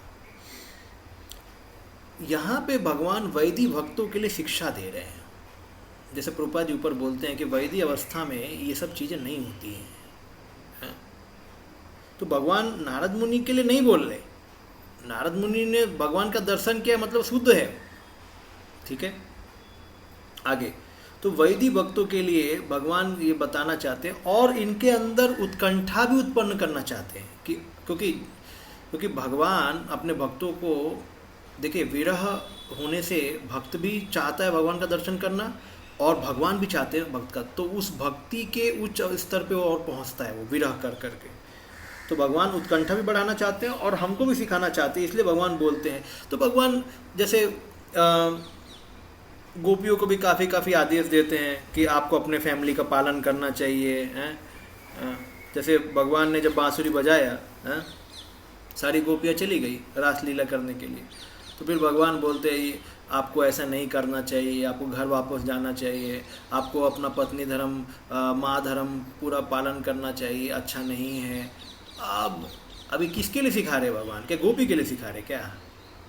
गोपियों का स्तर कितना ऊंचा है, उनके लिए थोड़ी सीखना है वो। तो कभी कभी भगवान ये सब बोल देते हैं बीच में, थोड़ा बहुत शास्त्रों के वचनों को बोल देते हैं, लेकिन क्या है, ये उनके लिए नहीं है। तो नारद मुनि को बोला कि मुझे खेद है नारद मुनि कि तुम इस जीवन काल में मुझे नहीं देख सकोगे। भवान माम द्रष्टुम, माँ मतलब भवान माँ नहीं देख पाओगे, और दूसरा वाला माम है मुझको नहीं देख पाओगे। द्रष्टुम इहारहति, नहीं देखने के लिए नहीं देख सकते भाई तुम मुझको। क्यों नहीं देख सकते? हंत मतलब हे नारद, इस जन्म में अस्मिन जन्मनि भवान तुम माम द्रष्टुम इह अर्हति, तुम योग्य नहीं हो देखने के। क्यों नहीं हो योग्य? अभिपक्व, तुम इमेच्योर हो। क्या इमेच्योर है तुम्हारा? तुम अभिपक्व कषायानाम दुर्दर्शः अहम कुयोगिना मतलब जो योगी, देखिए योगी क्या होता है?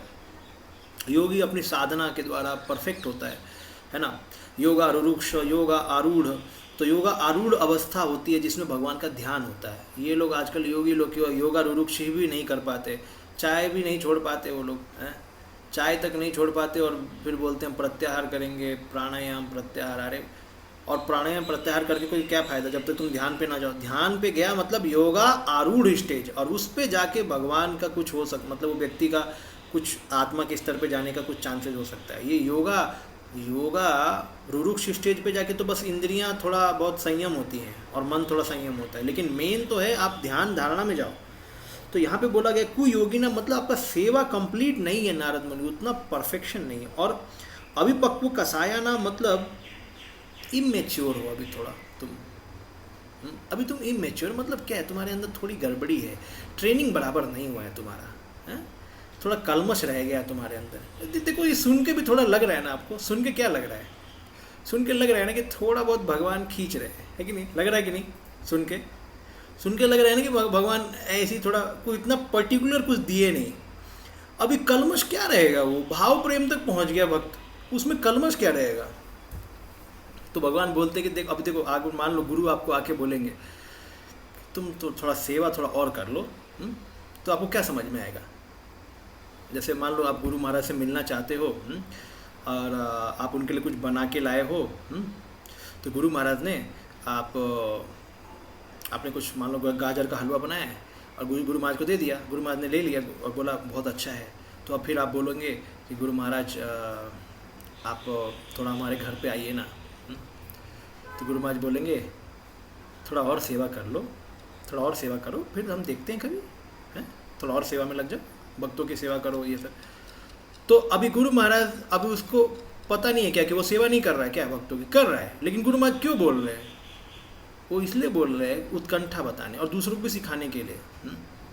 तो उसी तरीके से यहाँ पे जो बोल रहे हैं कि अभी पक्के कसाया आना, अभी पक्व है, तुम इमेच्योर हो, हैं, तुम्हारा अभी ट्रेनिंग बराबर हुआ नहीं है, हैं? कषाया नाम मतलब भौतिक कलमश है तुम्हारे हृदय में अभी भी।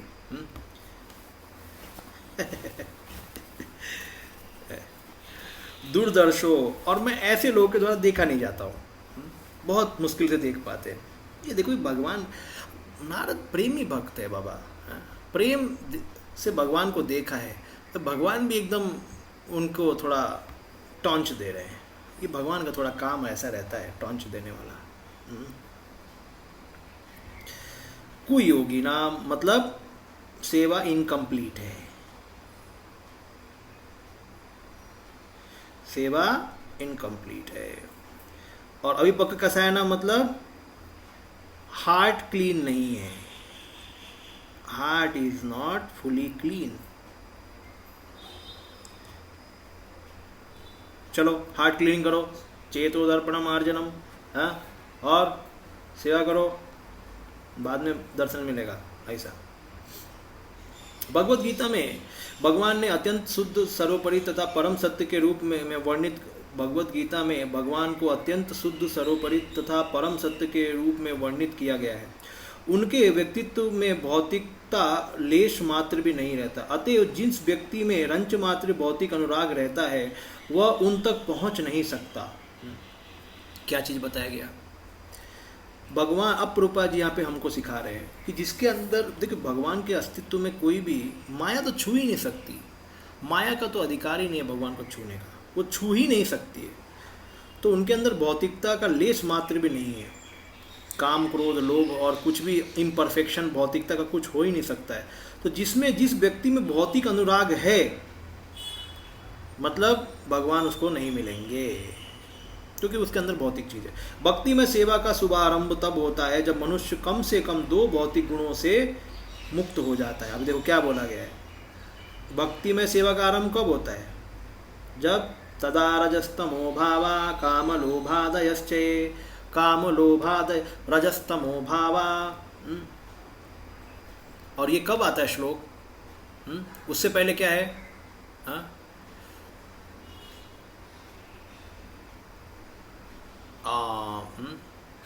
ये भागवतम हर दिन जो हम बोलते हैं, नित्यम भागवत सेवया भगवती उत्तमा श्लोके भक्तिर्भवती नैष्टिकी। फिर आगे नष्ट प्रायेषु भद्रेषु नित्यम भागवत सेवया। और नित्यम भागवत सेवा के बाद क्या होगा? भक्ति भवती नैष्टिकी, भक्ति नैष्टिकी हो जाएगी। अब नैष्टिकी भक्ति होगी, उसके अगला ये श्लोक है क्या है? तदा रजस्तमो भावा काम लोभादयश्चे। जैसी भक्ति नैष्टिक हो जाएगी मतलब क्या है? भक्ति एकदम फोर्स हो जाएगा, निष्ठा नैष्ठिक हो जाएगी भक्ति। उसमें जो गुणों का विसर्ग, जो गुणों के जो प्रभाव वो बहुत ढीले हो जाएंगे। तो इसलिए अगला श्लोक बोला गया कि उस जब ये नैष्ठिक भक्ति हो जाती है तो फिर उस समय काम और लोभ भले थोड़े रहते हैं व्यक्ति के अंदर, क्योंकि वो भाव तक पहुंचा नहीं अभी तक, तो उस समय काम और लोभ एकदम दब जाते हैं। तदा रजस्तमो भाव काम लोभादय से चेत एतर अनाविदम स्थितम सत्वे प्रसिद्धति। उस सत्य गुण में प्रसिद्धति मतलब वो पहुंच जाता है सत्य गुण में, तो ये रजस और तमस ये ऑलमोस्ट लाइक गायब हो जाते हैं, थोड़ा बहुत ही रहते हैं। तो काम और लोभ से मुक्त होना, अब देखो जैसे ये काम और लोभ बहुत ही है, तो काम किसके लिए है? काम है किसके लिए?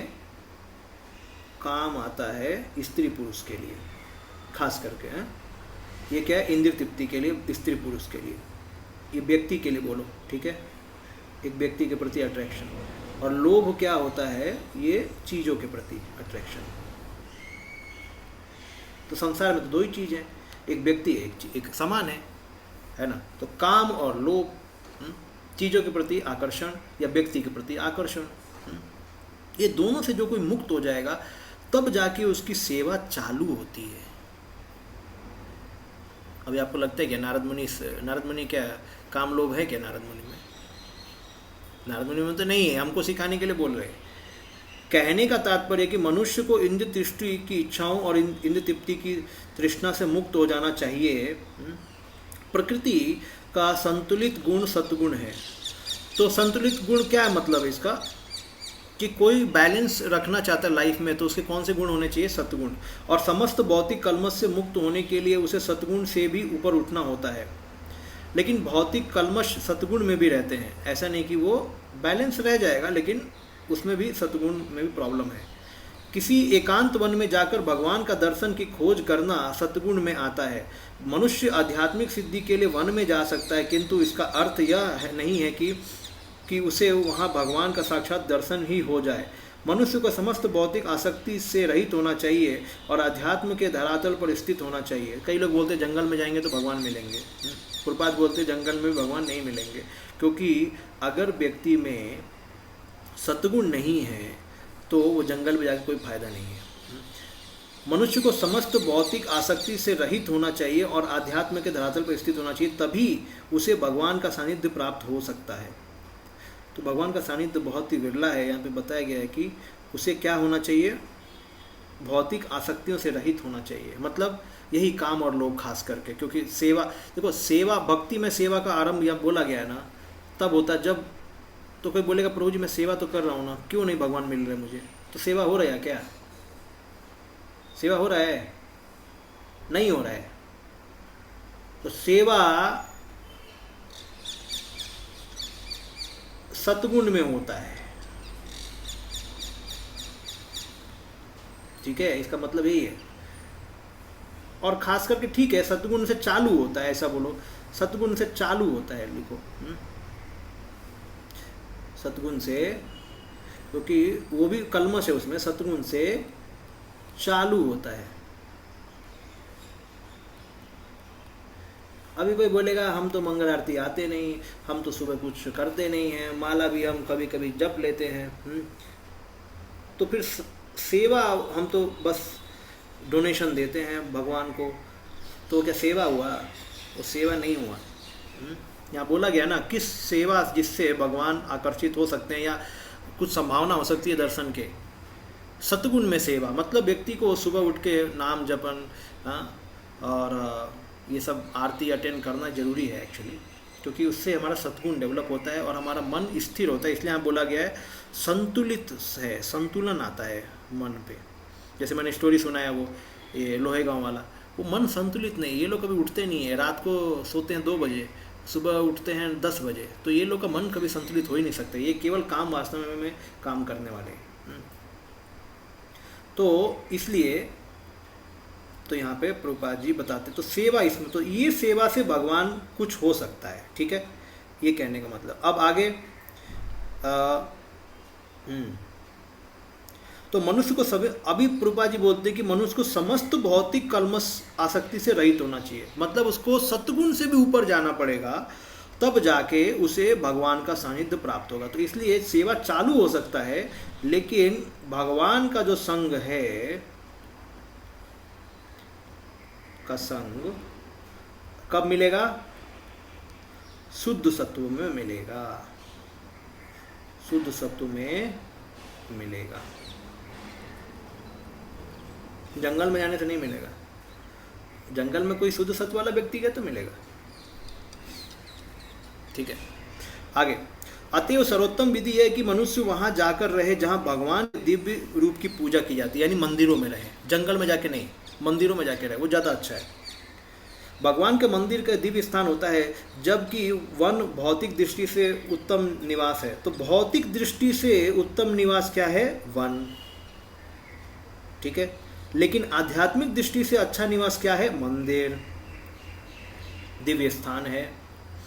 और अगर आपको दिव्य भगवान का दर्शन लेना है तो दर्शन भी मिल जाएगा, मिलना भी है, भगवान दर्शन भी देंगे और कई बात भी कर सकते हैं अगर उसका चेतना शुद्ध हो गया तो नवदीक्षित भक्त को भी भगवान की खोज करने के लिए जंगल जाने के लिए नहीं, अपितु भगवान के विग्रह की पूजा करने के लिए कहा जाता है। अब बहुत इंपॉर्टेंट है, अब ये साधना भक्ति के चालू की बात कही जा रही है। देखिए, साधना भक्ति में कई लोग सोचते हैं हम अपनी भक्ति खुद करेंगे, भगवान की हम अपने हिसाब से करेंगे, हम आराम से घर में बैठेंगे, आराम से तो जंगल जाएंगे या किसी धाम में जाएंगे और क्या भगवान का नाम लेंगे, राधे राधे राधे कृष्ण कृष्ण कृष्ण। देखो,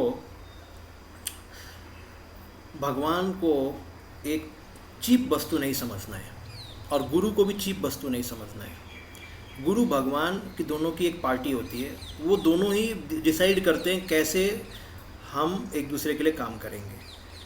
भगवान गुरु को बोलते हैं कि आप ऐसा सिस्टम बनाओ ताकि मैं मिल जाऊं लोगों को।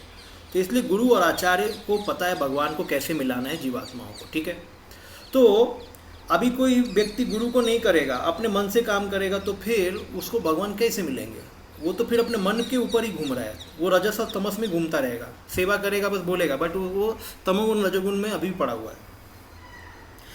तो इसलिए गुरु बोल रहे हैं कि अर्चना करो, घर पे रहना है तो घर पे रहो और विग्रह की पूजा करो, गुरु के आदेश है ये। तो जंगल में जाने की जरूरत नहीं है, पहले घर पे अर्चना करो, और अर्चना करना है भगवान का है तो उसके लिए कोई बोलेगा पर दीक्षा चाहिए मेरे को, तो दीक्षा चाहिए तो भैया पहले मंत्र जपना पड़ेगा हरे कृष्णा, और 4 नियम पालन करने पड़ेंगे, तब ब्राह्मण मिल जाएगा। ब्राह्मण मिलने के बाद फिर तुम अर्चना चालू करोगे, तो अर्चना जब चालू करेंगे तब तो जाके आगे भगवान का दर्शन होगा ना। अब अर्चना ही नहीं चालू किया, ये जंगल भाग रहा है या कभी धाम में भाग रहा है, कभी इधर भाग रहा है उधर भाग रहा है। प्रोसेस जानो क्या है, गुरु को समर्पित करके दीक्षा लेके भगवान का वर्शिप घर में करके गुरु से सुन के कथा सुन के, ये विधि है समझने का भगवान को। ये जो बाहर लोग दिखाते कभी इधर भाग जाना उधर भाग जाना, इससे बहुत समय लगता है और अल्टीमेटली गुरु के पास ही आना पड़ता है हमको। तो यहाँ बोला गया है कि भगवान की अर्चना करने के लिए कहा जाता है। भगवान की अर्चना से ही भक्ति का शुभारंभ क्या होता है, ये नहीं होता है, और वन में जाने की अपेक्षा श्रेष्ठ है, ठीक है ना। यानी अब समझ में आ गया लक्ष्य क्या है, कि भगवान की अर्चना होनी चाहिए। भगवान की अर्चना क्यों बोला जा रहा है, क्योंकि उससे हमारे हृदय में भगवान के प्रति स्नेह जागेगा। लेकिन हम जब वन में चले जाएंगे, इधर भागते रहेंगे, तो हम सेवा नहीं कर पाएंगे। तो यहाँ बोला जा रहा है कि अर्चना सेवा इम्पॉर्टेंट है। इसलिए पहले के घरों में भी हर घर में मंदिर हुआ करते थे, है ना। अभी भी होता है, लेकिन अभी लोग उसे कभी देवी देवता को बिठा देते हैं, कभी ऐसे करते। तो इसीलिए अर्चना के ऊपर विश्वास कैसे होगा। प्रभुपाद जी बोलते हैं जब तक श्रवणम कीर्तनम नहीं होगा, अर्चना भी स्ट्रांग नहीं होता है। श्रवणम कीर्तनम, श्रवण जब हम करते रहते भक्तों से, तो और गुरु से मान लो दीक्षा भी हो गया, दीक्षा हो गया, तो फिर हम एक अच्छे विधि से विग्रह ला सकते हैं घर में, उनका वर्शिप कर सकते हैं, फेस्टिवल मना सकते हैं, प्रेम डेवलप कर सकते हैं। वो सोएंगे, हम उनको सुलाएंगे, उनको नहलाएंगे, खिलाएंगे, पिलाएंगे। तो ये तरीका अच्छा है, ना कि वन में जाके या कहीं धाम में जाके एक बाबा जी की तरफ बैठ के हरे कृष्ण कृष्ण कृष्ण हरे। अरे आप उस स्टेज पे नहीं हो बाबा, पहले हमें भक्ति का शुभारंभ करना है यहाँ पे। तो प्रभुपाद जी मना करते हैं ये सब। नारद मुनि को अपने, क्योंकि हम कौन सी भक्ति कर रहे हैं, वैदिक साधना भक्ति, हम भाव भक्ति नहीं कर रहे। भगवान आपको जाए के लिए पुकारेंगे तो नहीं मिलने वाले जंगल में जाके। हमारा हृदय शुद्ध नहीं है, शुद्धि के लिए ही बताया गया मार्ग। अर्चना ले लो, पहले नाम संकीर्तन करो, फिर अर्चना में आ जाओ, फिर धीरे धीरे धीरे धीरे प्यूरिफाई होते रहोगे। फिर आप जब खुद ही जाओगे धाम में, तो किसी गुरु से, अपने गुरु से सुनोगे, तो धाम को आप देख पाओगे सही से कि धाम का मतलब क्या है। तब हम जाके उस अवस्था में आएंगे कि हम जब भगवान का स्मरण करेंगे तो भगवान हमको दर्शन दे सकते हैं, लेकिन अभी नहीं। नारद मुनि को अपने वर्तमान जीवन में वन में जाने की आवश्यकता नहीं है, क्योंकि वे समस्त भौतिक लालसाओं से मुक्त हैं और वे अपनी उपस्थिति से ही प्रत्येक स्थान को वैकुंठ में बदल सकते हैं। तो वर्तमान जीवन मतलब अभी का, अभी नारद मुनि का वर्तमान मतलब जब नारद बन गए हैं। जब नारद बन गए वो, अभी तो नारद मुनि छोटे बच्चे हैं, तो नारद मुनि को अपने वर्तमान जीवन में वन जाने की आवश्यकता नहीं। अभी मतलब जब नारद को शरीर मिल गया, अभी तक नारद का शरीर मिला नहीं यहाँ पे, तो जब उनको मिल गया शरीर, तो फिर वो सारे कलमश से मुक्त हैं। उनको किसी वन में भी जाने का जरूरत नहीं। हाँ? और वो अपनी उपस्थिति से ही प्रत्येक स्थान को वैकुंठ में बदल सकते हैं। वे मनुष्यों, देवों, किन्नरों, गंधर्वों, ऋषियों, मुनियों तथा अन्यों को भगवान का भक्त बनाने के लिए एक लोक से दूसरे लोक में विचरण करते रहते हैं। तो नारद मुनि का विचरण क्यों करते रहते हैं? ये भक्त बनाने के लिए। हाँ, उन्होंने अपने कार्यकलापों से ही प्रहलाद महाराज, ध्रुव महाराज और अनेक भक्तों को भगवान के दिव्य सेवा में लगाया है। अतएव भगवान का शुद्ध भक्त नारद और प्रहलाद जैसे महान भक्तों के पद चिन्हों पर चलता है और कीर्तन की प्रक्रिया के द्वारा भगवान की महिमा का गुणगान करने में अपना पूरा समय लगाता है। तो कीर्तन, कथा और श्रवण और फिर अर्चना विधि, ये सब करना है हमको, जंगल में नहीं भागना है, या कोई धाम में जाके कोई बाबा जी नहीं बनना है, वो सब नहीं। जो विधि है उसको पालन करना है। तो नारद मुनि भी यही विधि देते हैं। जैसे प्रहलाद महाराज भी बोलते हैं श्रवणम, कीर्तनम, स्मरणम, ये सब बोलते हैं प्रहलाद महाराज। हैं? तो ये विधि है। ये समय हो गया, ठीक है। हरे कृष्णा। तो आज यहीं पे विराम देंगे इसको। हरे कृष्णा प्रभु जी। हाँ बोलिए। प्रभु जी, नारद मुनि को भगवान ने नारद मुनि को एक बार दर्शन दिया, बाद में वो दोबारा दर्शन नहीं मिला क्योंकि उनके हृदय में भौतिक कलमश था। तो जैसे हम पढ़ रहे थे कि वहाँ पे नारद मुनि जी तो भाव स्तर पे है, प्रेम स्तर पे है, इस स्तर पे उनको भौतिक कलमश कैसे आया और वो भौतिक कलमश क्या थे? अरे यही तो मैंने बताया, आपने नहीं सुना उस पार्ट को। भौतिक कलमश ये हमारे लिए बता रहे हैं, इसमें भाव समझना। मैंने एग्जाम्पल दिया ना, जैसे गोपियों को भगवान बोलते हैं कि जाओ घर में सेवा करो, अपने पति की सेवा करो, बच्चों की सेवा करो। ये बांसुरी बजाए तो तुम क्यों आ गए इधर? अभी क्या गोपियों के लिए बोल रहे हैं क्या? वो हमको सिखाने के लिए बोल रहे हैं कि भाई अपना सेवा करो। है गोपियों के लिए तो वो गलत हो गए। गोपियाँ उनको डांटेंगी, बोलेंगी तुमने बांसुरी बजाया, हम प्रेमी भक्त है भाई, प्रेमी भक्त के सामने बांसुरी बजाओगे तो हमारा तो भाई हालत खराब हो जाएगा। हमारे लिए इंस्ट्रक्शन काम नहीं करते। अभी उद्धव जी जाके बोलेंगे यशोदा माई को कि आप कृष्ण के बारे में इतना क्यों सोच रहे हो, परमात्मा हर जगह है, परमात्मा में मन लगाओ। ये गलत है, इंस्ट्रक्शन उनके लिए नहीं है, ये हम लोग को सिखाने के लिए कि परमात्मा हर जगह है। तो आप समझना है हमको, यही है, जब तक भक्ति का ज्ञान सही से होना चाहिए। ये साधना भक्तों के लिए ज्ञान है कि जब तक हृदय कलमश से मुक्त नहीं होगा। देखो भगवान इसमें थोड़ा टॉन्च मार रहे हैं नारद मुनि को। मैं बोल रहा हूँ ना, ये क्या होता है जब प्रेम से बात करते हैं ना, ये प्रेमी लोगों की बात समझ में आती नहीं है। नारद मुनि खुद प्रेम भाव पे, प्रेम पे है, और भगवान ने दर्शन दे दिया और फिर बोल रहे भैया अब तुमको दोबारा दर्शन नहीं मिलने वाला है, पूरे लाइफ में तुम मेरे पीछे भागोगे। लग नहीं रहा थोड़ा भगवान टॉन्च मार रहे, बोले कि तुम्हारे में थोड़ा अशुद्धिकरण है, सेवा बराबर नहीं किया। भगवान से पूछे ना, नारद मुनि पूछेंगे कौन सी सेवा बराबर नहीं की, बताओ मेरे को। गोपियाँ तो डायरेक्ट क्वेश्चन मारती है, कौन सी सेवा बराबर नहीं की, क्या कलमश है बताओ मुझे। कलमश नहीं है नारद मुनि में। नारद मुनि के लिए नहीं बोला गया है, वो हमारे लिए बोला गया है। भगवान उनकी उत्कंठा को बढ़ाना चाहते हैं, उनकी उत्कंठा को बढ़ाना चाहते हैं नारद मुनि को, क्योंकि भाव लेवल पे कोई कलमश नहीं रहता है। खास करके भाव लेवल पे कुछ अपराध जरूर रह जाते हैं, ये बताते हैं, लेकिन अगर नारद मुनि ने कुछ अपराध किए होंगे तो बचे होंगे, लेकिन ऐसा नहीं होता है। इस स्टेज में भगवान का दर्शन हुआ, उनके में अष्ट सात्विक विकार आया, नारद मुनि में अश्रु ये सब हो गया, तो वो सब भौतिक नहीं है। वो जो विकार आते हैं भौतिक नहीं होता है, वो आध्यात्मिक होता है। तो नारद मुनि को एक माध्यम बना के भगवान हमको सिखाना चाहते हैं कि जब तक तुम्हारे में कलमश रहेगा, सेवा अपूर्ण रहेगा, मैं दर्शन नहीं दे सकता। वो हमको सिखाया जा रहा है। नारद मुनि में ऐसा कुछ नहीं है। ठीक है, ओके, थैंक यू प्रभु। हरे कृष्ण। हरे कृष्ण।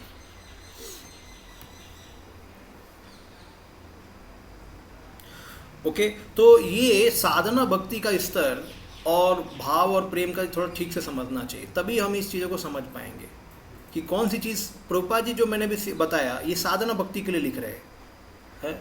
ये नहीं कि ऊपर वाले भक्त को जाके अर्चना करना है। ऊपर वाला भक्त बाबा वो बाबा जी की तरह कहीं बैठ जाए ना, वो भगवान को स्मरण, जैसे नारद मुनि जंगल में गए, भगवान को देख सकते हो जंगल में, क्योंकि वो प्रभुपाद जी हमको बोल रहे हैं जंगल में मत जाओ बाबा। वो हम साधन भक्ति है ना, हमारा साधना भक्ति है। हम लोग का कलमश है हृदय में, हम लोग रजोगुण तमोगुण में, ये हमारे लिए इंस्ट्रक्शन है, नारद मुनि के लिए नहीं है कि देखो नारद मुनि जंगल में गए इसलिए उनको भगवान दिखे नहीं, मंदिर में आते तो भगवान दिखते, ऐसा मत लगा देना इसका फॉर्मूला है। नारद मुनि के लिए नहीं है वो ना। इसलिए भगवान कपिल देव अपनी माता को बिठा के बोलेंगे, माता बोलेंगी मेरी इंद्रियां तो बहुत ही भगवान कंट्रोल में नहीं है, मुझे कंट्रोल करना सिखाओ, मुझे योगा का ज्ञान दो। अरे कपिल मुनि की माता कौन है? यशोदा है। वो क्या यशोदा की इंद्रिया कंट्रोल नहीं है क्या? यशोदा बोलेंगे क्या कृष्ण से मेरी इंद्रिया कंट्रोल करो? हैं? उनका मन पूरा भगवान में लगा, उनमें उनको क्या वो सिखाने के लिए। जैसे अर्जुन बोल रहे हैं भगवान मेरे को ना अपने गुरु से बहुत आकर्षण है, मैं तीर नहीं छोड़ूंगा। अब क्या अर्जुन इतना आसक्त है क्या? अरे जो भगवान का फ्रेंड है वो आसक्त भगवान से होगा कि इन लोगों से होगा? वो हमको सिखाने के लिए।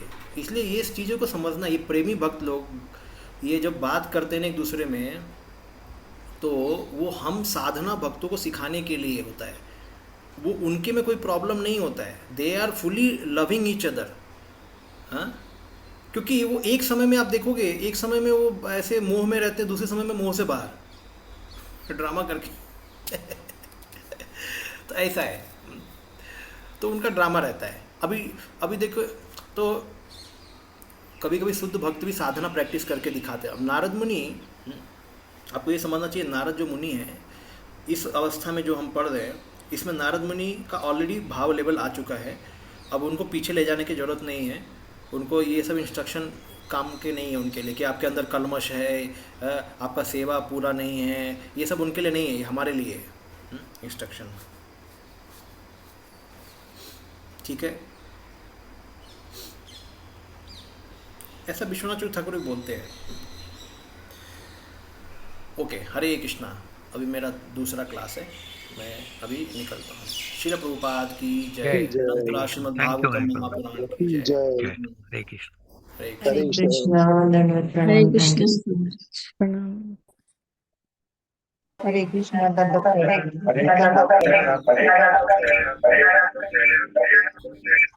हरे कृष्ण।